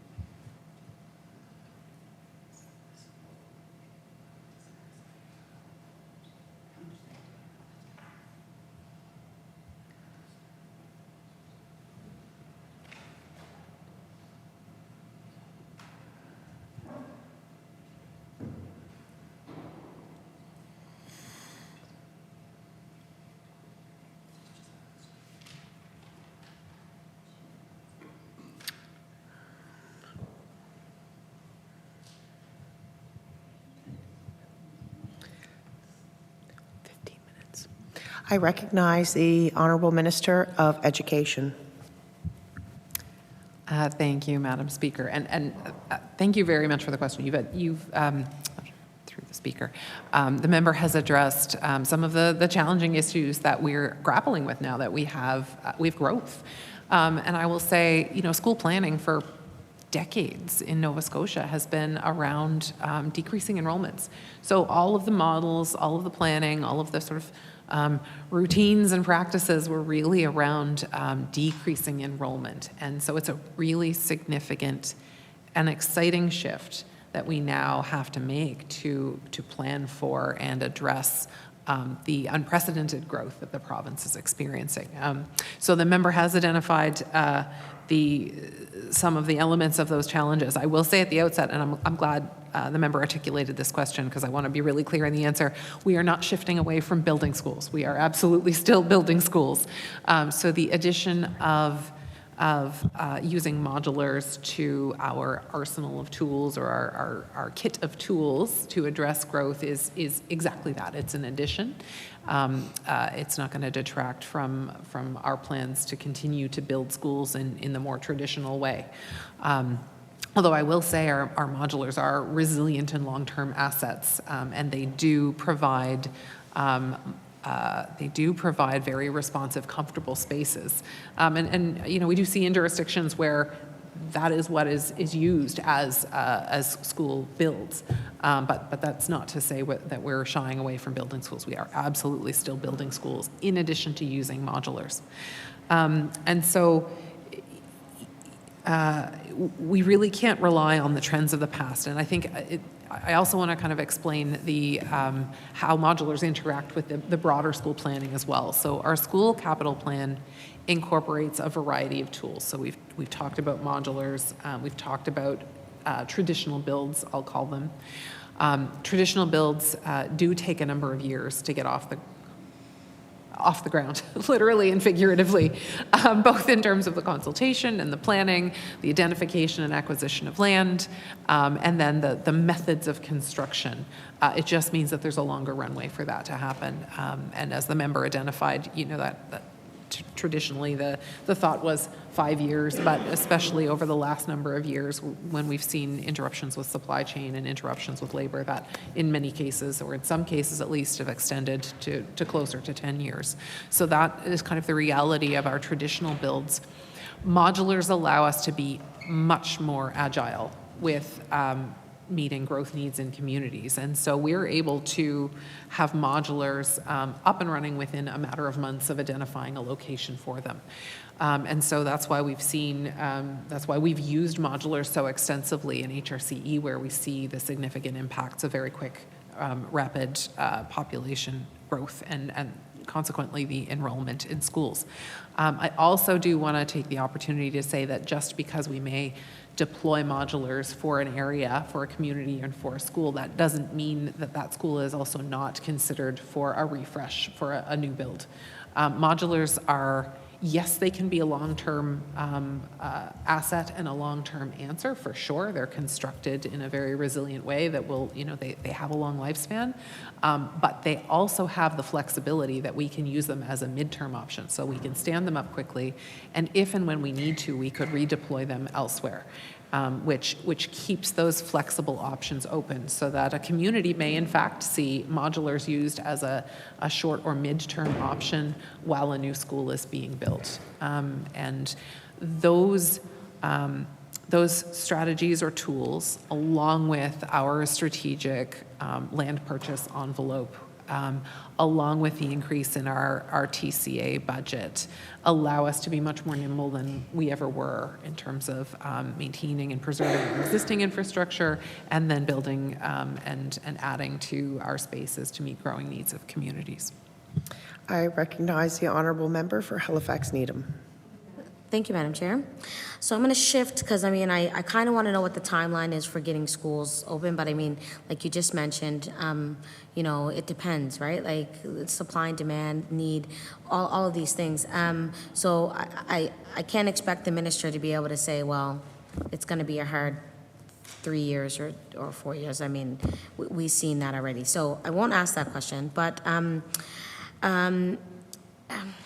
my next question is going to be about school violence. There's been a net increase in the amount of violent incidences reported at Nova Scotia schools, as we know, and 87% of teachers surveyed by the NSTU in 2023 believe that that level of violence has increased in their school over the past 5 years. 90% say they're concerned about the current situation. So I'm curious to know, how much is the department investing in additional mental health resources for the students and teachers to prevent or to intervene in violent situations?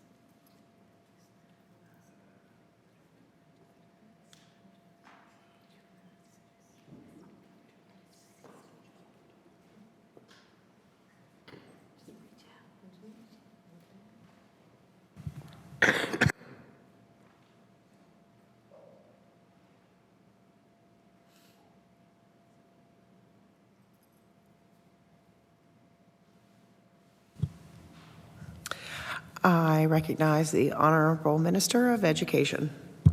Thank you, Madam Speaker, and thanks to the member for the question. So it took a few minutes to kind of gather resources because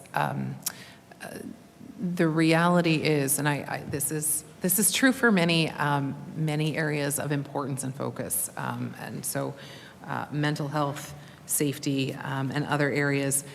So much of what we invest into that does not show as a line item on mental health or on safety. But nonetheless, those investments do support mental health and safety. So, in some ways it can be said that every dollar of our $1.99 billion investment is in mental health, because the goal for all of our staff, all of our employees with the department and across regions is to support the well-being of our students, and elements of that are in mental health. And so that goes into and infuses all of the work that we do. And I don't say that, that can be construed as trite, but it really isn't. Like, it's a principle that threads and underpins all of the work that's done. And so I do want to emphasize that. But I also want to be responsive to the question, right? So there are certain line items that are really about mental health. And so they, again, come from a few areas and baskets. So I'll first maybe focus on the positions around inclusive education funding, because many of those are core to their function and core to their role is the support of mental health in our students. So we have the added 1,044 positions in inclusive education, and they include behavior analysts and autism and behavior support, behavior support teachers, child and youth care practitioners, our student support workers, who we've talked about earlier. They include school counselors, school psych, Schools Plus supports, and various other nurses and other professionals whose focus is on mental health.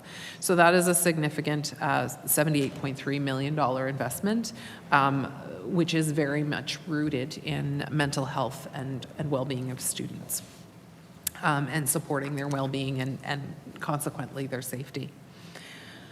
I have some other elements that do focus on mental health, and so the next one that I want to talk about is Schools Plus, and the mental health supports that are included as part of Schools Plus.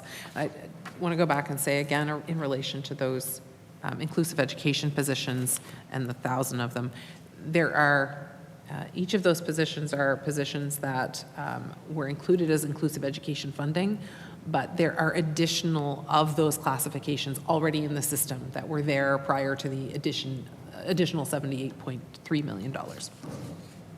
Sorry, okay. Now back to Schools Plus. So the budget for Schools Plus for this current year is, it's 23-24, and I might have it here. Yes, I do. The budget for Schools Plus is $19.6 million. And so that supports students in a variety of ways and with a variety of roles. So we have 65 hub sites in every county across the province. We have social workers as part of that, 80 facilitators. We have 147 community outreach workers.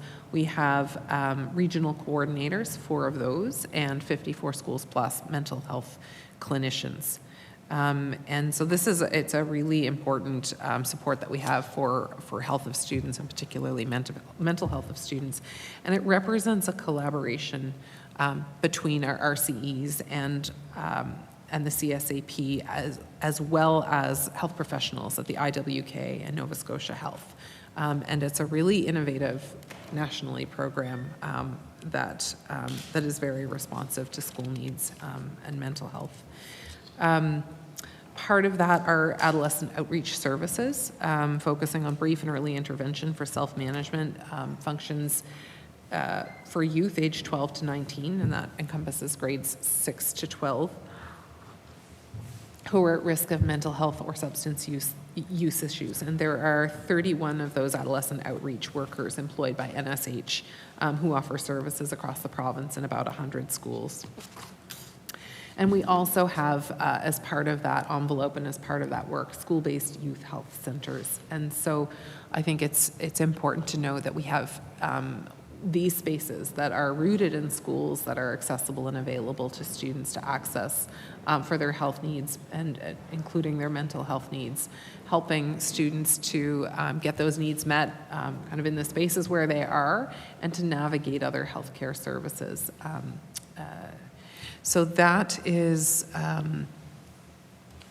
those are a couple of the larger buckets of funding that we have that support mental health in schools. And those are just some examples. As I said at the outset, really, there are many, many roles. All of our staff across the province within the department and in the regions, the focus is on the well-being and achievement of all of our students. So this is something that I hear every single staff talk about, whether that's the top of their job description or not. I recognize the member for Halifax Needham with 1 minute remaining. Thank you, Madam Chair. I felt the same. And this is just a suggestion because we have heard from a number of staff, a number of from NSU members from schools across the province that we know that staffing is an issue, and when there's not enough staff, things can happen. So there has been a call for a violence strategy, like to be able to kind of explore what this looks like in different ways, on many different facets in many different communities. And I would encourage the department to actually really take a look at, what other people are doing in other areas when it comes to a youth violence strategy, or I can't remember the name of what it was called, but, that's what I was looking for. But regardless, I think it would be valuable because our young people are experiencing a number of things that are unprecedented, that they've never had to experience before. And we need to be able to navigate that in ways that are positive, that are going to promote them to be better citizens of this province. Thank you. Order. The time for the NDP caucus is now over. It is time for the Liberal caucus with an hour. I recognize the honourable member for Clayton Park West. Thank you. Thank you, Madam Chair. You got it right. Thank you. So, I'm sure the minister knows why I'm here. The new school for our area was announced by our Liberal government in 2018, and it was supposed to be opened in 2023. Here we are in 2024, and we still don't have shovels in the ground. Parents and teachers are contacting my office weekly. I spoke to HRCE actually this morning, and the population is exploding at that school, and we've put enough modular classrooms. They're now getting portables that were removed, now putting back in, and we definitely need a school, and you have said that. So I'm very excited to hear that there is 208 million being spent, and would like to know how much of that is going for that new school in this year's budget.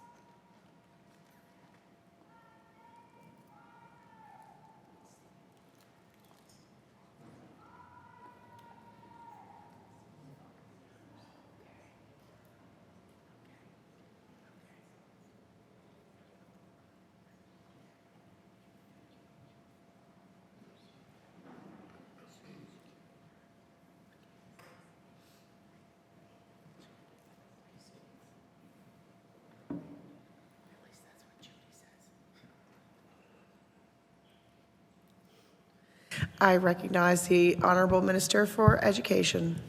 Thank you, Madam Chair, and thanks to the member for the question. So I share the member's enthusiasm and excitement and completely understand the community being so eager to see progress on this. It has been some years since the school for Clayton Park Fairview was announced, and we know there really work was underway to identify a site, but I think this is an example, that was taking place even before I took office, illustrating the challenges that exist now within HRM in finding land that is available for addressing growth needs, including school needs. So there has been a delay, and we completely understand that. I am very happy that Public Works has gotten to the stage through that extensive work of conducting a site assessment, and we're hoping that will be complete very soon, and then the next step after that will be sharing the report with the community for feedback on the site, and then moving ahead. And I must say I am as eager as the member is to see ground cut on that project for sure. And so I will say, though, in relation to the specific question around funding, typically the funds are allocated when a tender is awarded. So once that stage is reached, that's when we start to see specific funds allocated. But I can assure the member that our budget anticipates work being done and money flowing in association with her community school, and I hope that in the very near future there'll be some demonstrable progress on that for the member and the member's community. I recognize the Honorable Member for Clayton Park West. I'm a little bit confused. The land transfer from HRM to the province was done last spring, a year ago. The survey was done last summer, so we've had over 6 months since the survey was done, and what has been done since that?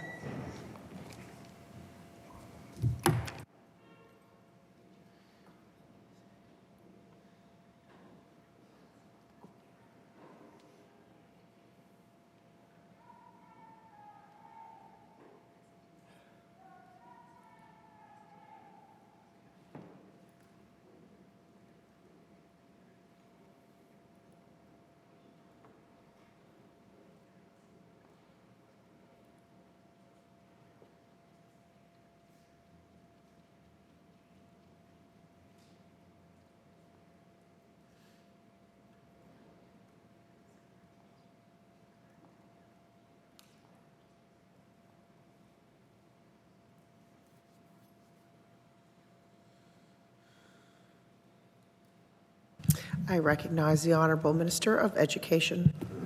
Thank you, Madam Chair. So I do want to clarify and correct that the land has not been purchased. So HRM has their own processes that make land available and enable purchasing to happen, and I do not want to wade into those processes because they are HRM processes, and then on the provincial end of things, the questions are best directed to the Minister of Public Works because that work is undertaken by her team. But I do want to clarify that step hasn't taken place. That does not diminish my optimism that we will see demonstrable progress on this soon. But I did want to make the member aware that that wasn't accurate. I recognize the Honorable Member for Clayton Park West. I have reached out to my counterparts from HRM, and they tell me that my counterparts telling me that they're waiting for the province in negotiation. That's their wording. So they've done their part and waiting on you to answer them back. And that's been a long time. So what is the holdup in replying to HRM? I recognize the Honorable Minister of Education. Thank you, Madam Chair. So I would suggest that the member direct questions to the Minister of Public Works. But I the comment that in fact the land transfer hasn't happened yet is an accurate one. So I would suggest the member follow up with Public Works and with HRM for more details around that. I recognize the honorable member for Clayton Park West. Okay, and I will end it with, so let's say that the negotiation can happen in the next month or two. Is there money that can be allocated right now for the design and things this year? If we can get it moving from HRM's side, and HRM tells me they've done their part. They're waiting on the province. I've asked before coming here. I recognize the honorable Minister of Education. Thank you, Madam Chair. And so, yes, absolutely, there will be no barriers towards moving forward with respect to planning and design and next steps on the building of this in relation to the budget. So the funds will be there when the work needs to happen. I recognize the honorable member for Clayton Park West. So in your plans, when do you expect the school to be built? And when do we expect students in the classrooms? Just give me an idea of where you think, because it's taken 5 years so far, and we still don't have anything concrete. 6 years. I recognize the honorable member for Clayton Park West. I apologize, it will be 6 years soon.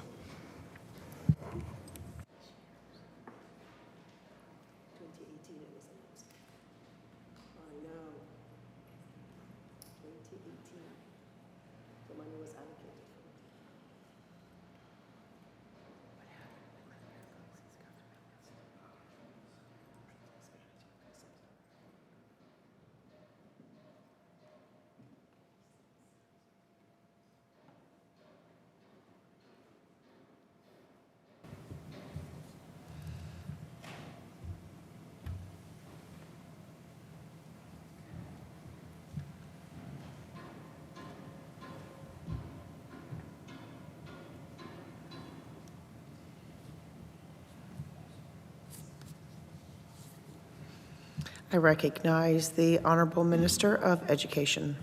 Thank you, Madam Chair.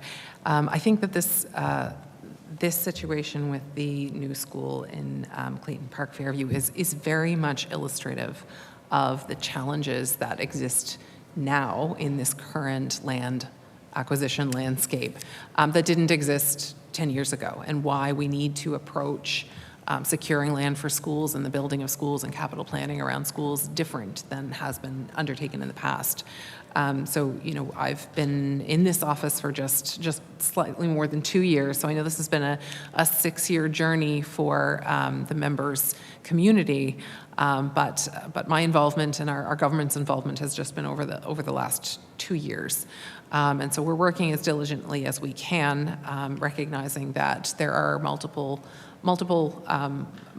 parties and communities and interests involved in the securing of this land. But we are working, the department, Public Works, and the province are working as diligently as we can to move this along as quickly as we can. So when that happens, when we're in a position to have the site announcement, the timelines in terms of when the school will be anticipated to open will be updated at that point. But I do want to emphasize this is why we are approaching the announcement of, the purchase of, and the strategy around new schools in HRCE differently, because we have seen how this has evolved and has been challenging for the community while they wait. And so we want to make sure that we are strategic and acquire lands that will support the additional schools that we'll be building in HRCE in a way, first of all, that is responsible to taxpayers, taxpayer funds, in a way that makes sure that we understand the market that exists, understand the reality that when a specific school location is announced, that tends to drive, or a specific project might be announced in a particular area, that drives up and influences the way negotiations may unfold. So with the lessons that have been learned as this project has unfolded, we are approaching the acquisition of land in HRCE and HRM differently to make sure that when we move forward, we are more confident about where we're going to be able to develop new schools, what the timelines of those new schools are, so that we are meeting expectations of communities as that unfolds. I recognize the honorable member for Clayton Park West. I just want to end it saying that it is really an urgent matter in our riding, especially we're expecting another 10 apartment buildings where Sobeys is. Where are those kids going to go? When we already have that many modulars, we're back to having portables, and that is the nearest area to the new development. We had over 20 apartment buildings in Rockingham South. They're amazing, but where are those kids going? And you're just not moving fast enough for the population that you want to increase, unfortunately. And these are taxpayers putting their kids in harm's way in schools at the moment. So thank you. I recognize the honorable Minister of Education. Thank you, Madam Chair. And I would say, you know, if I had been present, if we had been present in government to be able to make decisions about planning 6 years ago when this school was announced, we might see a different trajectory. But the reality is you do what you have, what you can with what you have where you are. And so although there might have been opportunities in the past to change the trajectory of how this has unfolded, we are working as diligently as we can and as quickly as we can to get this project on track and ensure that the community has a school as quickly as we possibly can make that happen. I recognize the honorable member for Annapolis. Thank you. For the minister, I'll switch things up. This is around the lunch program that was announced, so certainly appreciative of the lunch program being announced. As the minister knows, we've advocated for it on a number of times and over the past couple of years. I'm interested in, I think the minister, and correct me if I'm wrong, mentioned in QP that there will be pilot sites introduced initially. Is that correct?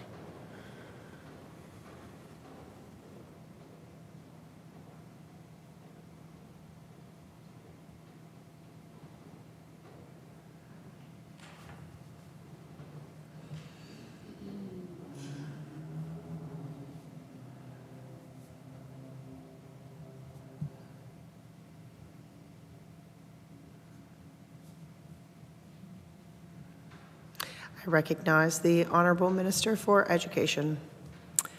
Thank you, Madam Chair, and thanks to the member for the opportunity to talk about school food, school lunch programming.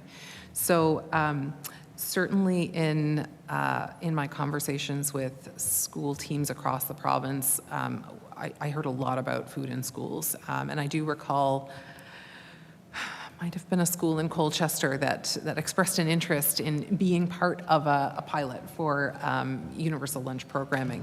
But what I will say is we are not moving ahead with any pilots. We are going full bore this coming fall, and we are going to be rolling out in phase one universal lunch programming for all of our elementary school students all across the province. So this is not going to be, we're not delaying on this. We're going to roll ahead with all of them.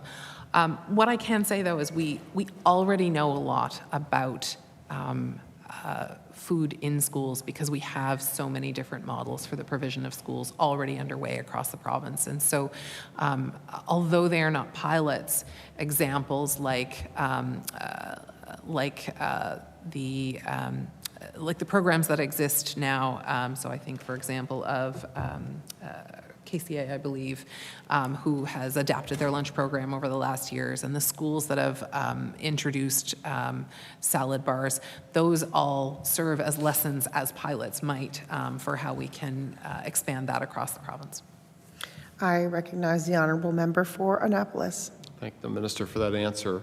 Rather than use the word pilot, maybe, or phase one with elementary schools, has the minister or the department learned of any schools in Annapolis, my area, that may not be able to move ahead on that program because of any infrastructure challenges.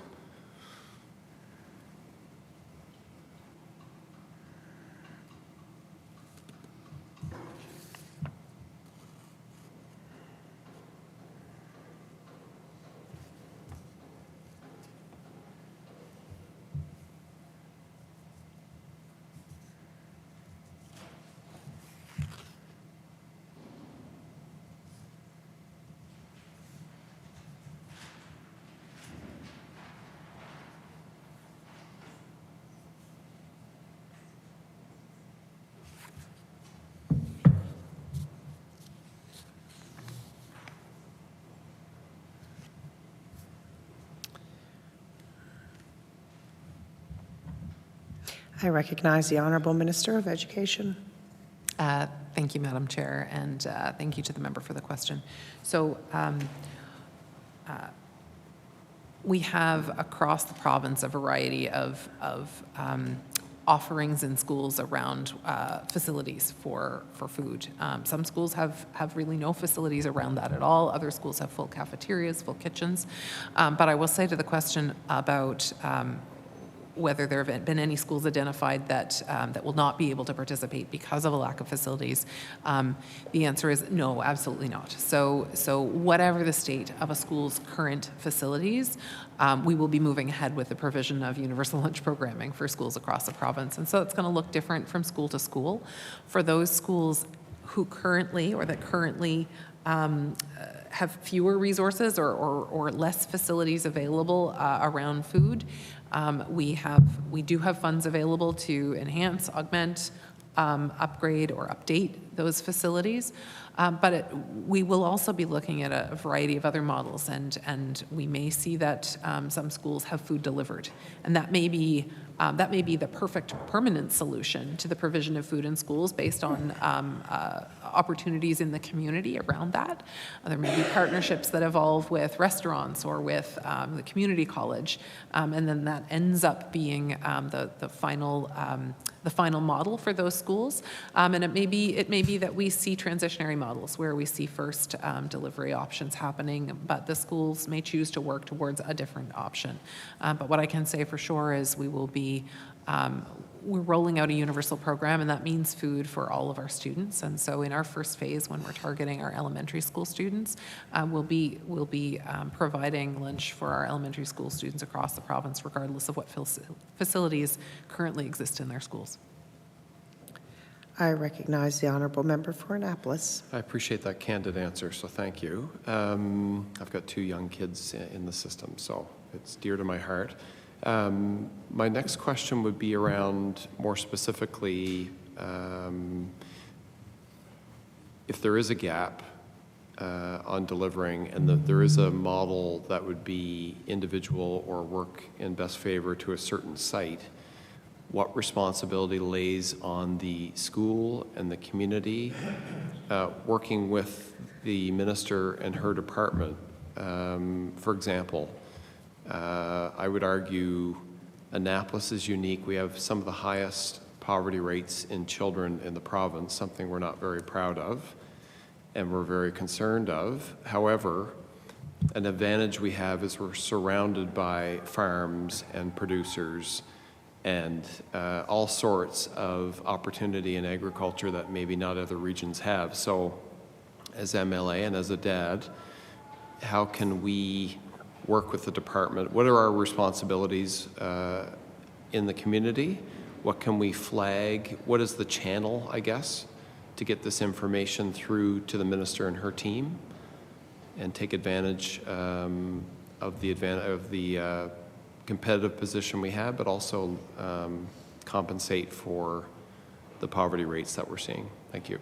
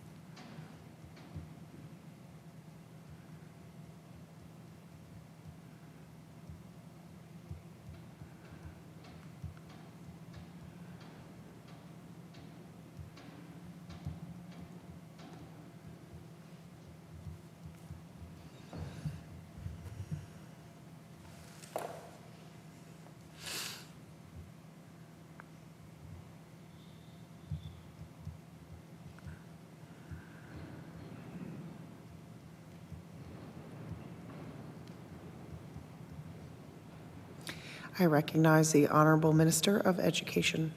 Thank you, Madam Chair. And I do appreciate the excellent question from the member. I think that it's really important that communities are aware of how to engage with this, because we know how important it is that this is rooted in community. We know that communities have individual needs and very diverse we have diverse communities across the province, and as the member pointed out, individual communities have their own challenges, but they also have their own strengths, and we really want to leverage that and make sure that communities and organizations are engaged as we do this work.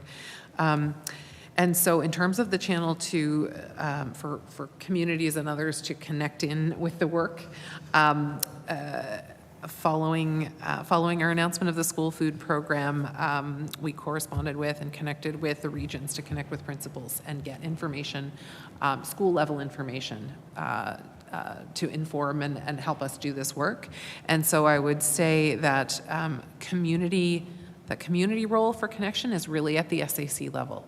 So I would encourage any organizations or community members who want to be involved and are interested to connect with their local schools, either the principals or the SACs, to share information, and we'll be building further conduits as the work proceeds. But that's an excellent connection at a school level to be able to share information. So every school principal received correspondence sort of outlining the work and requesting information. And I think we have a very quick turnaround because we're going to work fast to get this up and running across the province. But lots of opportunity for community engagement and input. And that's something we very much want to see.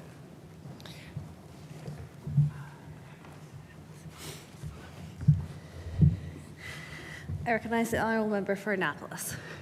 I realize we're at the preliminary stage, but to the minister on that process, that information gathering, did a survey go out? Is it more anecdotal? Or, is the nuance in the principal or senior leadership at each school to submit an email? Or I wonder if she could clarify on specifics of how that information is being gathered. Thank you.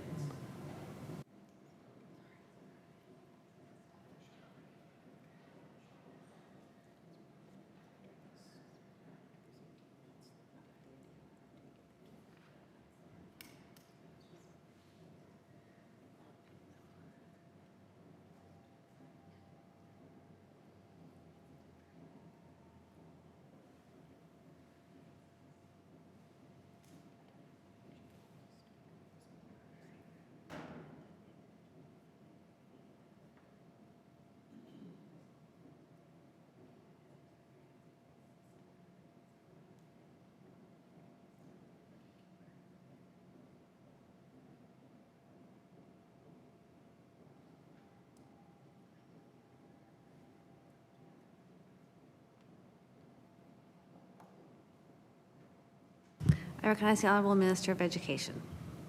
Thank you, Mixed Chair.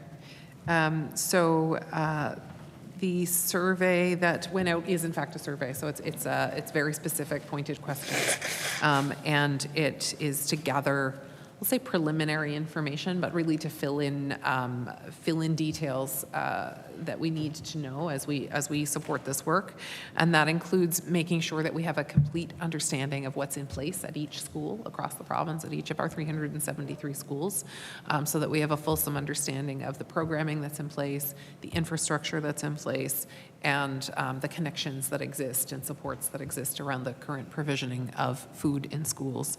And that will also help us understand on a local basis who we need to connect with and who the department and others doing this work need to connect with as the work progresses. And I'll say as well that it is very systematic information that's being requested, not anecdotal. So it'll give us a clear map of what our current state is as we move to our future state. I recognize the Honourable Member for Annapolis. Appreciate that answer from the minister. So last question on this topic would be, is there a deadline mentioned for those principals or those leadership groups to get that information in? So I'm thinking as MLA, I may not have time to reach out to every principal or leadership team of every school, but what can I post maybe on social media or otherwise and encourage the community, the timeline that they submit information, and just a bit of clarity on how to rally the troops, in quotes, I guess, but thank you. I recognize the Honorable Minister of Education.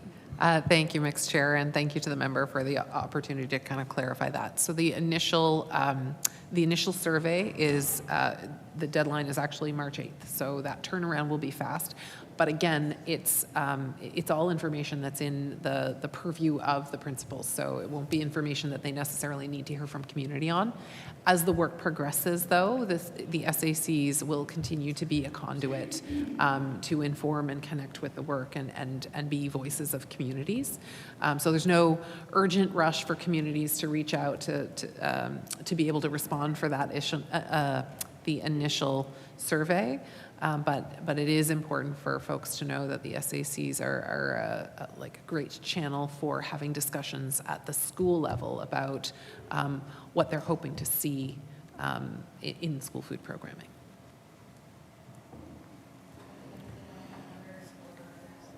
I recognize the Honorable Member for Annapolis. Thank you. I just recently became the critic for agriculture. And I've asked the minister, I think in QP, it might have been 1 or 2 years ago, I forget, but as an interested member at the time, of how we can leverage more local food and support our local producers in that school area. So there was an example I think I raised either in estimates or QP, where we've got a local volunteer group, parents, teachers, et cetera, that are outside the procurement process.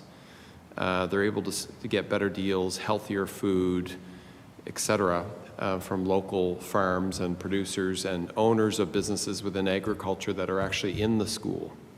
And I think at the time it was told to me that we couldn't veer too much away from the procurement. So I don't know if that's a question or more flagging it for the department and the minister of there is an appetite in Annapolis, Middleton, and every community throughout that's surrounded by farms and producers, that a lot of the kids in schools are either living on farms or connected to producers, and it would just make great sense. And I'm advocating as the member, but also as the critic for agriculture to make sure we're able to include as much local product in that region as we can versus trucking it in from other regions. So I'll move on in the spirit of my colleague also wanting to ask questions just around daycares. We're certainly not immune to lack of daycare spaces in Annapolis. Could the minister elaborate on, in this new budget, are there any FTEs or new FTEs created or new spaces created? Thank you.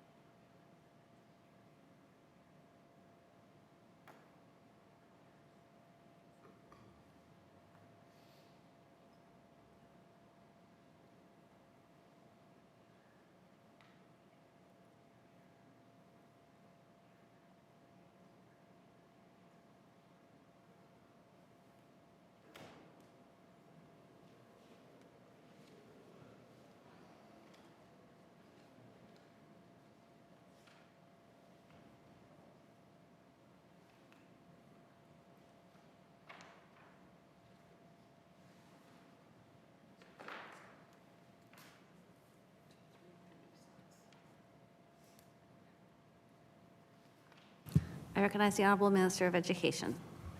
Thank you, Mixed Chair. So I can confirm for the member that Annapolis has been identified as an area of focus to work to expand space programs. For sure. We recognize that there's a need there, and so there's active work underway right now to expand spaces available in licensed childcare centers. Those are the larger centers. I can also say that we have the Family Home Agency in Annapolis County in the area is working to establish family home providers in the area as well. And we have a grant program in place now to support the expansion of those opportunities for people who are interested. And so that's a $7,500 grant program for minor home improvements, purchasing materials and supplies to create quality care environments. And for folks who don't know, the Family Home Provider Program is a program that enables families to start up childcare in their homes. And it is a really beneficial program to establishing childcare in areas that have traditionally had challenges getting licensed childcare. And so I would encourage, if the member has any community members who are interested in exploring that opportunity, that they reach out to the department because, as I said, we have grants available, and this is a target area that we have right now for expansion of spaces. I recognize the Honorable Member for Annapolis. Thank you. My last topic is around if the minister supports the discontinuation by APSI of their programs and that change of model.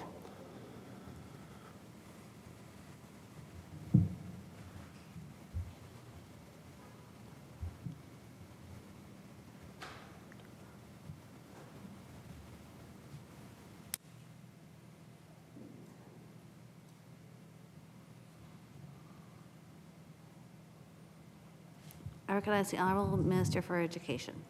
Thank you, Mixed Chair. So APSI, I'm not sure if the member was present. We discussed APSI a little earlier, but I want to make sure. Okay. So APSI is an organization that provides support and services, support and educational services to blind and visually impaired and deaf and hard of hearing. Sorry. In the spirit of time, sorry, Minister, I am aware of APSI and what they provide and the services prior and the services now. So I guess the question is more specifically, does the minister support the changes that have taken place recently, the discontinuation, and I can, on short-term programs, on the psychoanal educational assessments, et cetera. Thank you. The Honorable Minister of Education. Mixed Chair. So I would say that unlike other areas of education in Nova Scotia that fall directly under the purview of Department of Education, APSI is a joint agency that is responsible for provision of Atlantic services in Atlantic Canada, which means there's a different responsibility there, and they are governed by a board. So this is something that has certainly been brought to my attention, and we know that there are folks who have questions and have concerns because it's a change in model, and there are folks, students who had really great experiences with the old model. So I've been assured by APSI that met with APSI to understand the reasons for the change in model. And what I understand is that this is intended to be responsive to inclusive education principles of providing access to services and supports in communities where people reside and not requiring people to travel. I've also been assured that they are monitoring this change and looking towards the results. So I as well am interested to hear their results and the outcomes to ensure that APSI services are still meeting the needs of Nova Scotian students and families. I recognize the Honorable Member for Annapolis.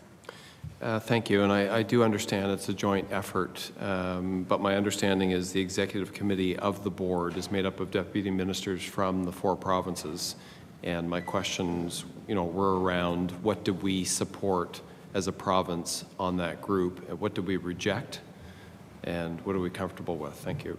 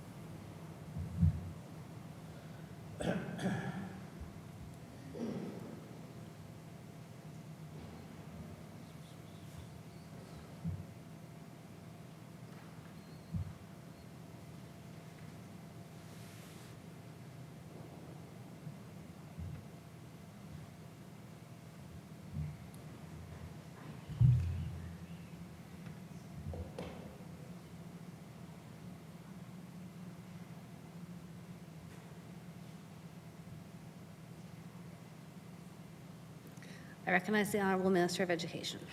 Thank you, Mixed Chair. So just to clarify, so the deputies of the provinces are certainly on the board, but they're 4 members of a 12-member board, and they have independent and fiduciary responsibilities to that board and to the execution of the board and APSE's functions. So that's why they live a little bit, or their responsibility chain is a little different than other areas in education. I will say, though, that, you know, the APSE team are the professionals in this space, and, you know, we do have to have confidence in their work. Having said that, we will be monitoring and will be requesting regular updates and outcomes on the change to ensure that our Nova Scotia students' needs are met. I recognize the Honorable Member for Annapolis. And I would acknowledge they're probably the experts in this. However, you know, the suggestion maybe by the minister that this is more inclusive with the change of model, I would argue against that. The families that I represent that are involved in APSE are suggesting that there's now been a virtual component added. A lot of people in Annapolis don't have internet. You're asking a child and a student to virtually stare at a screen who is either legally blind or suffering from other challenges visually and through hearing. They're not getting the same kind of support that they need and require and expect that they would in person by losing those short-term programs. So I know people in Annapolis and in rural Nova Scotia are suffering more because of these changes. I'm just looking for, you know, I only have a few minutes, so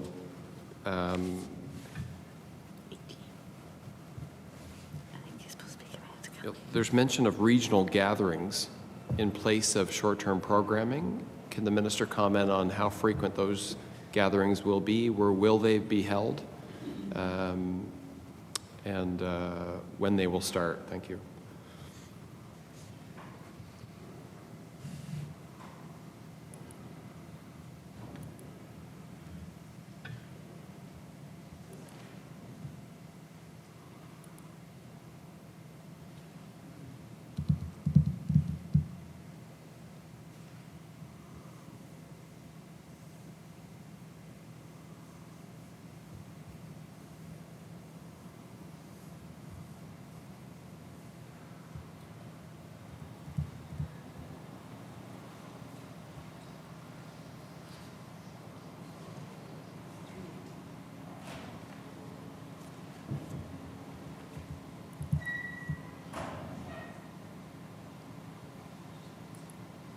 I recognize the Honorable Minister of Education. Thank you, Mixed Chair. And I'm glad the member raised that because I hadn't mentioned it previously. So it's not, so that the shift in programming, it does include those regional and short-term programs, but they're in-person programs. I don't have details at hand on how frequent, when, or where they occur, but I'm sure that APSE can provide those. I recognize the Honorable Member for Annapolis. I would request that maybe through the Minister of the Department I could have maybe more detail on that. So in conclusion, I just want to read quickly a quote from one of my families that have been involved in the program. I quote, "The Independence has our son has attained will simply be unavailable to current and future generations of blind, visually impaired, deaf, and hard of hearing children, leaving them further marginalized and greatly increasing their lifelong dependence on an array of social service and community supports. So I am, as MLA, asking for the Minister of Education to work at reinstating some of those programs and services that we've lost. We're certainly feeling the impacts in rural Nova Scotia and Annapolis, and I hope the Minister will advocate on behalf of these families and behalf of other families and students across the province. Thank you. I recognize the honourable member for Bedford Basin. Thank you, Mixed Chair. And I just want to underline my concern about this particular issue as well. I have indeed heard from families in my area, people who in the past were able to take courses, group courses, and it's not happening now. They may say that kids are getting their psychoeducational assessments, but the people I've been working with have not, and I reached out to HRCE, and they don't have capacity for this. So the issue is these children who are at an age where they're supposed to be getting these assessments are not getting the assessments. So I want to bring that to the Minister's attention. I would ask that she would meet with members of the House who are concerned about this particular issue, because there's a group of children whose parents believe they are not getting what they should be getting, these assessments, number one, and it's hard to teach a visually impaired child things over Zoom. So if it's something that they would normally have hands-on experience, like how to cross a street when there are snowbanks, that kind of thing, they can hear about it, but it's unless you're actually physically experiencing it, and that's what the old programming used to do, it's just not happening. So I just want to make the Minister aware of those particular concerns, and I would ask that that the members of the House who have constituents who are raising this particular issue be able to meet with the Minister about this and sort of bring some concrete examples to her, because these children already are dealing with a lot, and to lose that major sort of training tool that sort of opens up the world to them is a huge, huge deal. Thank you, Carmen. Thank you.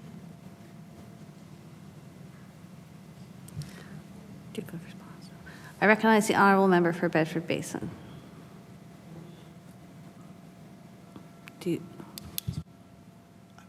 I asked for a meeting.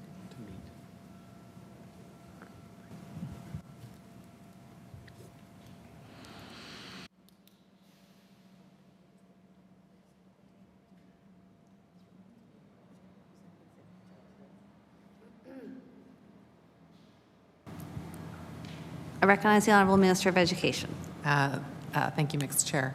And so I do want to clarify as well that I don't have agency or direct authority over APSI, but I can say that these are the concerns that the members are raising are concerns that I've had conversations with students of APSI and families before now, and continue to hear about. And it is very important to me that APSI serves our Nova Scotia students' needs. I know that they have a responsibility to not just Nova Scotia, but the Atlantic provinces, but certainly we want to be sure that they're meeting Nova Scotia needs. So I will absolutely be monitoring that. The department will be monitoring the outcomes and the shift in the programming to ensure that their expectations around being able to continue to meet student needs are being met, and we'll be continuing to monitor that and assess and ensure that our student needs are being met here in Nova Scotia.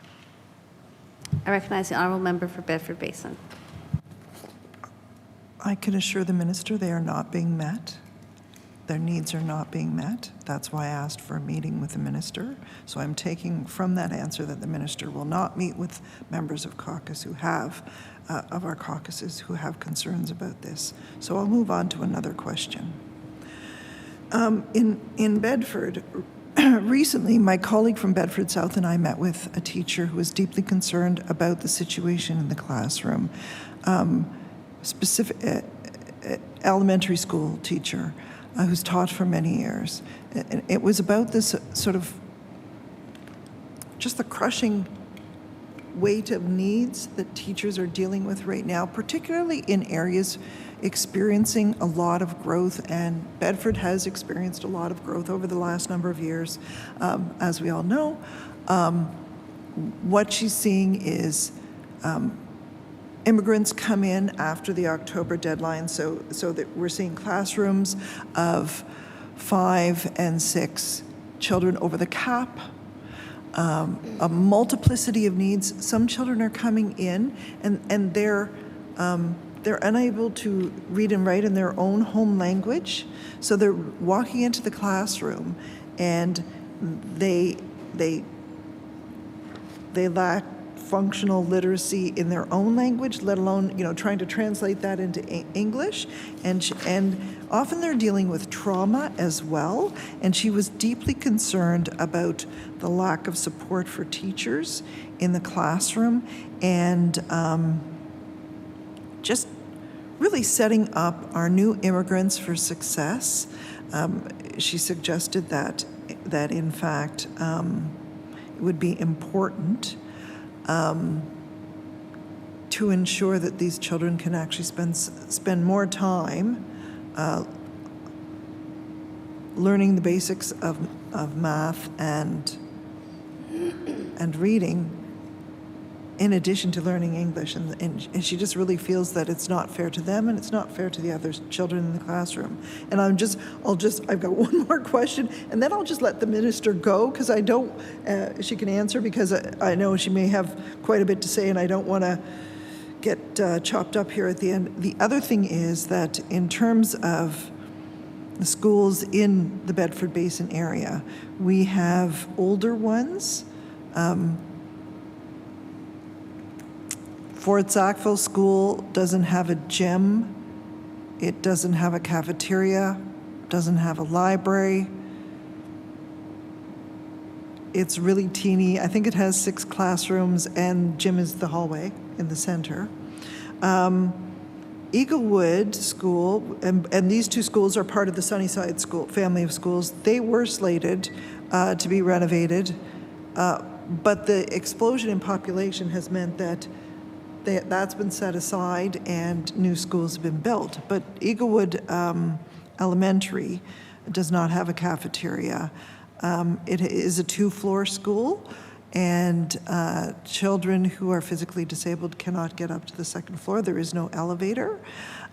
So we do have some old school stock in there, and I can see there's something going on out front of the CSAP school that was Bedford Central. I don't know what CSAP is calling the school now, but that looks like there's scaffolding all around the school, so the brick may be falling off or something like that. So I just wanted to make the minister aware that there, in addition to the pressing needs of an exploding population, there is also a lot of really old school stock in Bedford, and parents are wondering when they're going to see a replacement for that Eaglewood School, which was on the books at some point a while ago, but again, the population needs took over, and it hasn't happened yet. So I will just leave the classroom conditions and the school replacements with the minister, if she could respond.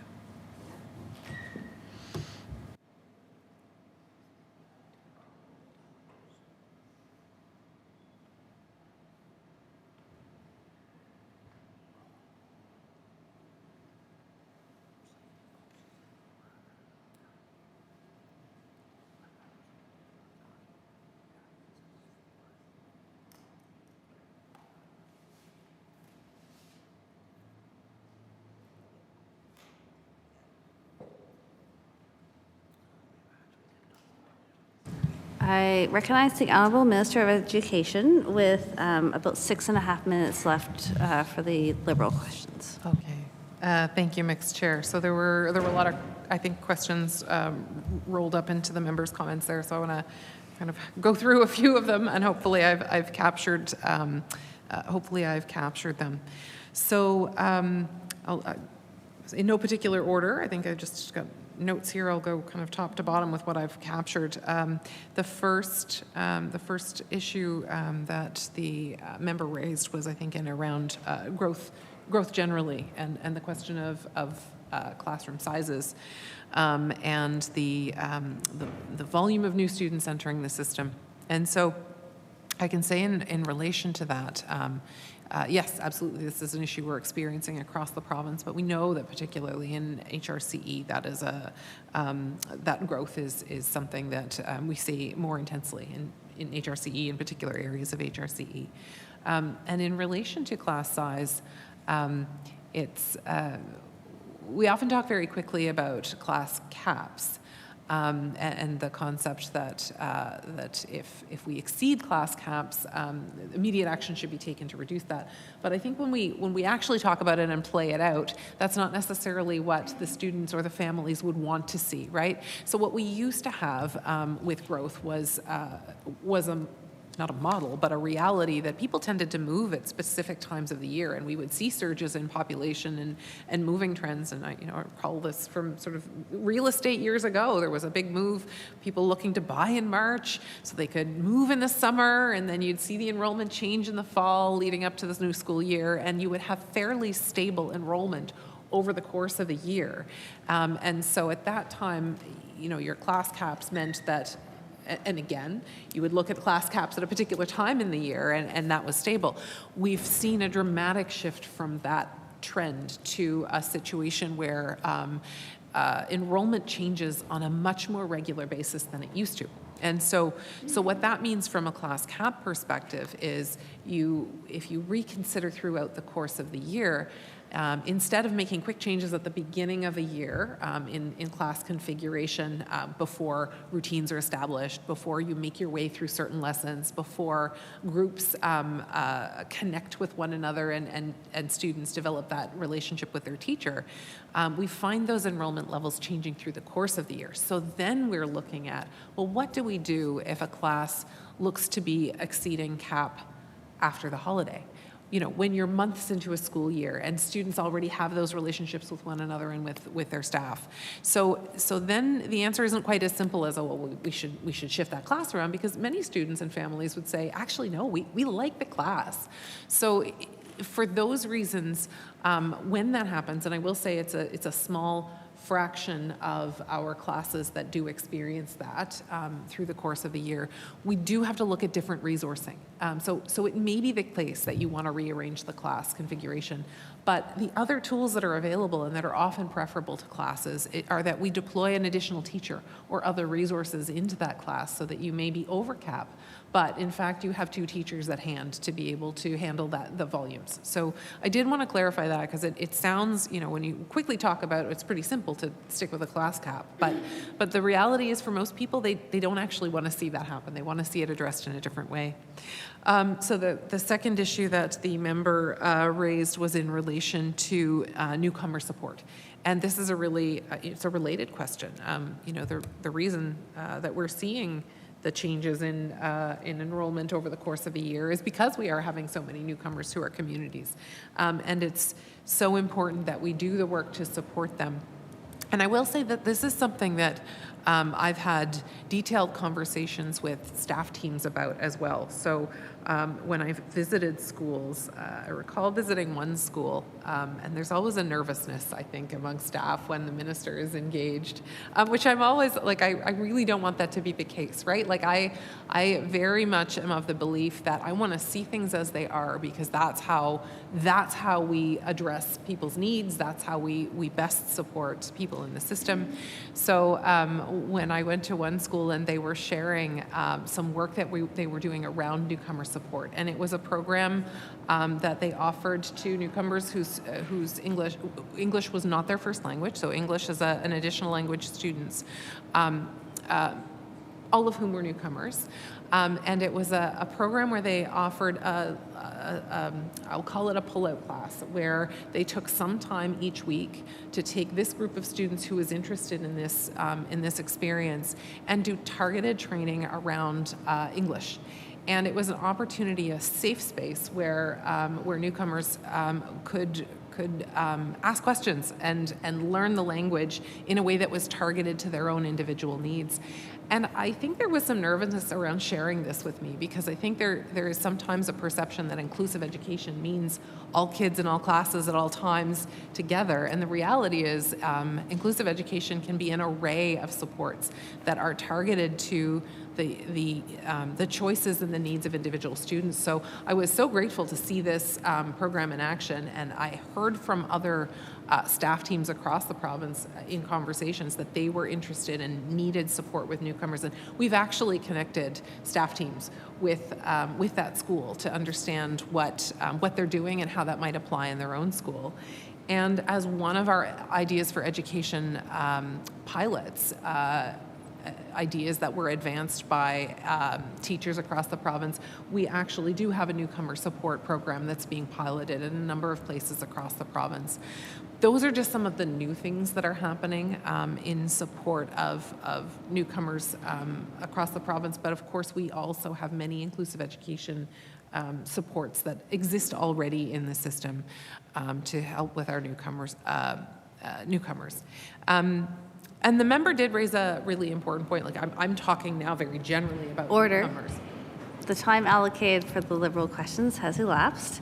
There are 18 minutes remaining for the NDP. I do understand the NDP will keep 5 minutes for the minister's closing statement. So I recognize the honourable member for Halifax Needham with 13 minutes. Thank you, Mr. Chair. Okay, so I'm hoping that we can continue this conversation off of this particular day in particular. But I have a question about SACs, because I mean, as a parent, most parents have been a part of an SAC or community group in school or PTA or any of those things. And as I've been told, if you're a parent in a school, you're automatically a part of the PTA. So just saying that, we know that some schools don't actually have an active SAC. And so I'm curious to know, based on the announcement that was given a little while ago about, the grant funding and SACs being able to have a little bit more autonomy to do certain things within the school. I'm just curious to know, like, how do we fill the gap? Like, how do RCEs fill the gap when there aren't enough SAC members to make an advisory?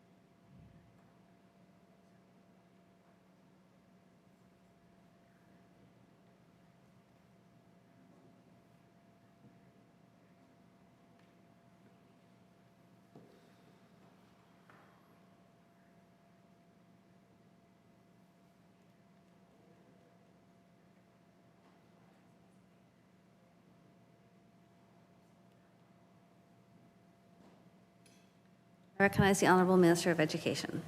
Thanks, Mr. Chair, and I think thanks to the member for the opportunity to talk about SACs, because, as the members pointed out, it's important that people are involved. And so the more that people can know about what SACs are and how to be involved, I think that helps us ensure that we have robust engagement in our SACs. So I can say that virtually every school now does have an SAC. I understand that when they were stood up initially a number of years ago, there was some difficulty in getting involvement.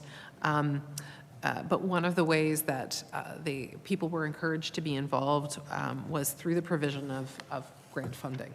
And so we have a variety of grants that are available to school communities to support healthy living, to support achievement and well-being, and those grants, when they flow through SACs, do require SACs to be active for schools to participate. And as a result of that,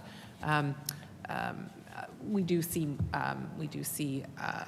almost all schools now do have SACs that are active. And lots of volunteers came on board to participate in SACs when that grant funding started to be provided to them. I think I want to highlight as well that those funds also enable SACs to support participation. So what we don't want to see is that folks have barriers to participating because of childcare needs or because of transportation or other needs. And so funding that is available to SACs actually enables the SACs to support those needs and eliminate those barriers where they may exist. And I think that that's a really important thing for people to know, and so that they can be encouraged to participate. I think one of the things that is the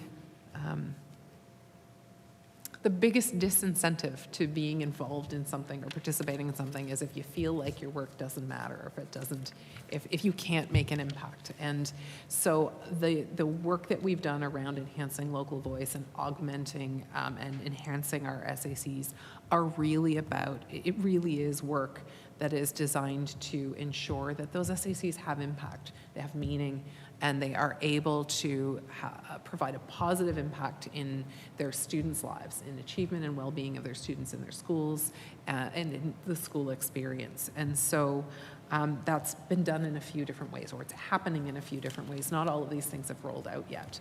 So there has now been an increase in funding to our SACs. So we've introduced an innovation fund that provides grants to SACs of up to $10,000 to support projects to support well-being and achievement. And it's a little bit in line with the concepts around ideas for education, the understanding that people have local and innovative ideas, and we want to empower those to happen.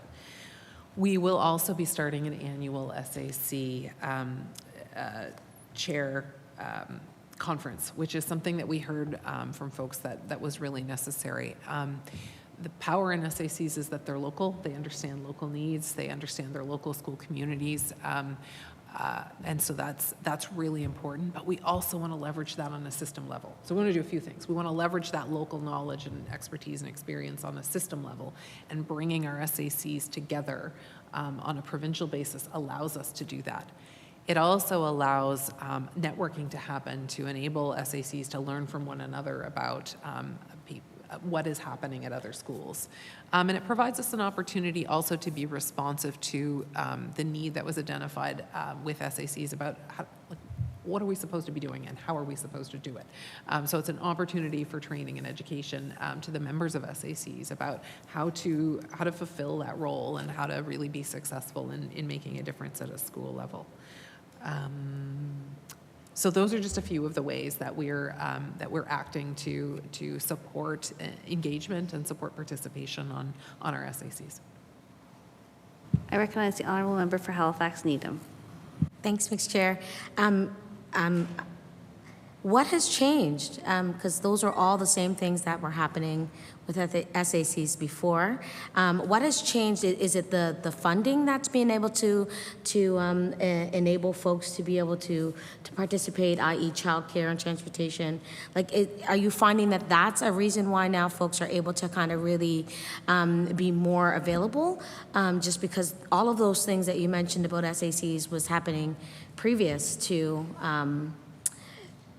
I mean, it's always happened. I just figured that there might have been something different, but I just want to know that. So what's different? And then the other thing is, how many folks have accessed the $10,000? Is it like based on someone having to apply after they've already spent a certain amount to kind of be reimbursed? Or is it like, we have to come up with an idea and a plan, and then we have to present it as a, like a grant proposal? Like, I'm just curious to know, like, how does that happen?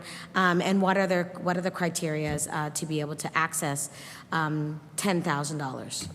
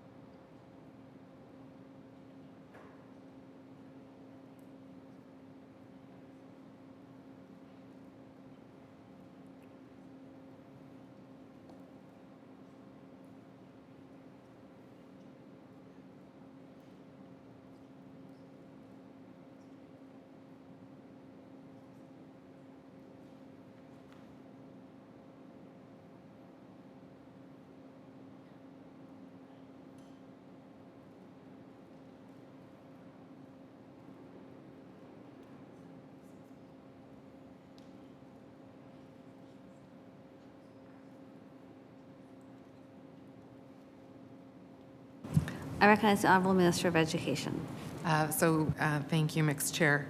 So did get some information. So at this time, out of our 373 schools, only 6 of them don't have active SACs. And so we're supporting the regions. I'm not sure if any are CSAP, but we're supporting the entities to make sure we have resources and get the engagement to make sure that those remaining 6 schools do have active SACs in place. To clarify the funding, so there are a few different funding sources for our SACs. So there are 2 grants. Well, there was one grant when we took office, which was $5,000 a year for every SAC plus $1 per student. So we added an additional grant option for healthy schools, so that doubled really the funding that was available to SACs, and we did that. That was one of the first things I think that I did as minister. So, so funding has significantly increased that's available to our SACs. But as part of the recent work that we did in enhancing local voice, we added the additional $10,000 funding opportunity for SACs to do innovative work to support student achievement and well-being. And that's a bit of a different model. So the other 2 grants that total $10,000 per school plus the per student funding are available to all schools, and there's some particular criteria associated with that. The $10,000 funding, there's an application process for that. And so we're actually in the process of receiving applications from SACs now for that. The deadline, I believe, is April 18th. So if there are any schools who are interested, we hope that they put proposals forward. And that funding will be provided in advance of the projects starting. So we will. So we really look forward to seeing the proposals that are implemented. So the funding has definitely changed. It's increased significantly. That's one of the things that's changed to increase engagement. The conference actually is something I think that has been raised before, but we've never done. Okay. Oh, there may have been one. All right. So I know there's some enthusiasm and excitement about that, but it hasn't happened for some time. Yeah. And then I think, I have worked, and our department has worked, and I know the regions are working very, very hard to connect with and amplify and support engagement. And that's not just specific to our SACs, but all across the system. I probably won't get an opportunity to speak to this in closing remarks, but I'll take the chance now because it's really relevant to this. One of the biggest factors that we see as being a determinant of the success of a school, of a system, of a classroom in student achievement and well-being is collective efficacy. And that's the collective efficacy of that's the collective belief of an educational team that they can meet the needs of their students. And this is a factor that is above and beyond. Order. Sorry to interrupt. I'm wondering if I could invite the minister to start the last 5 minutes of discussion, and please end with restating the resolution. Give me the resolution. So I'll just very quickly finish talking about collective efficacy because I think it's so important.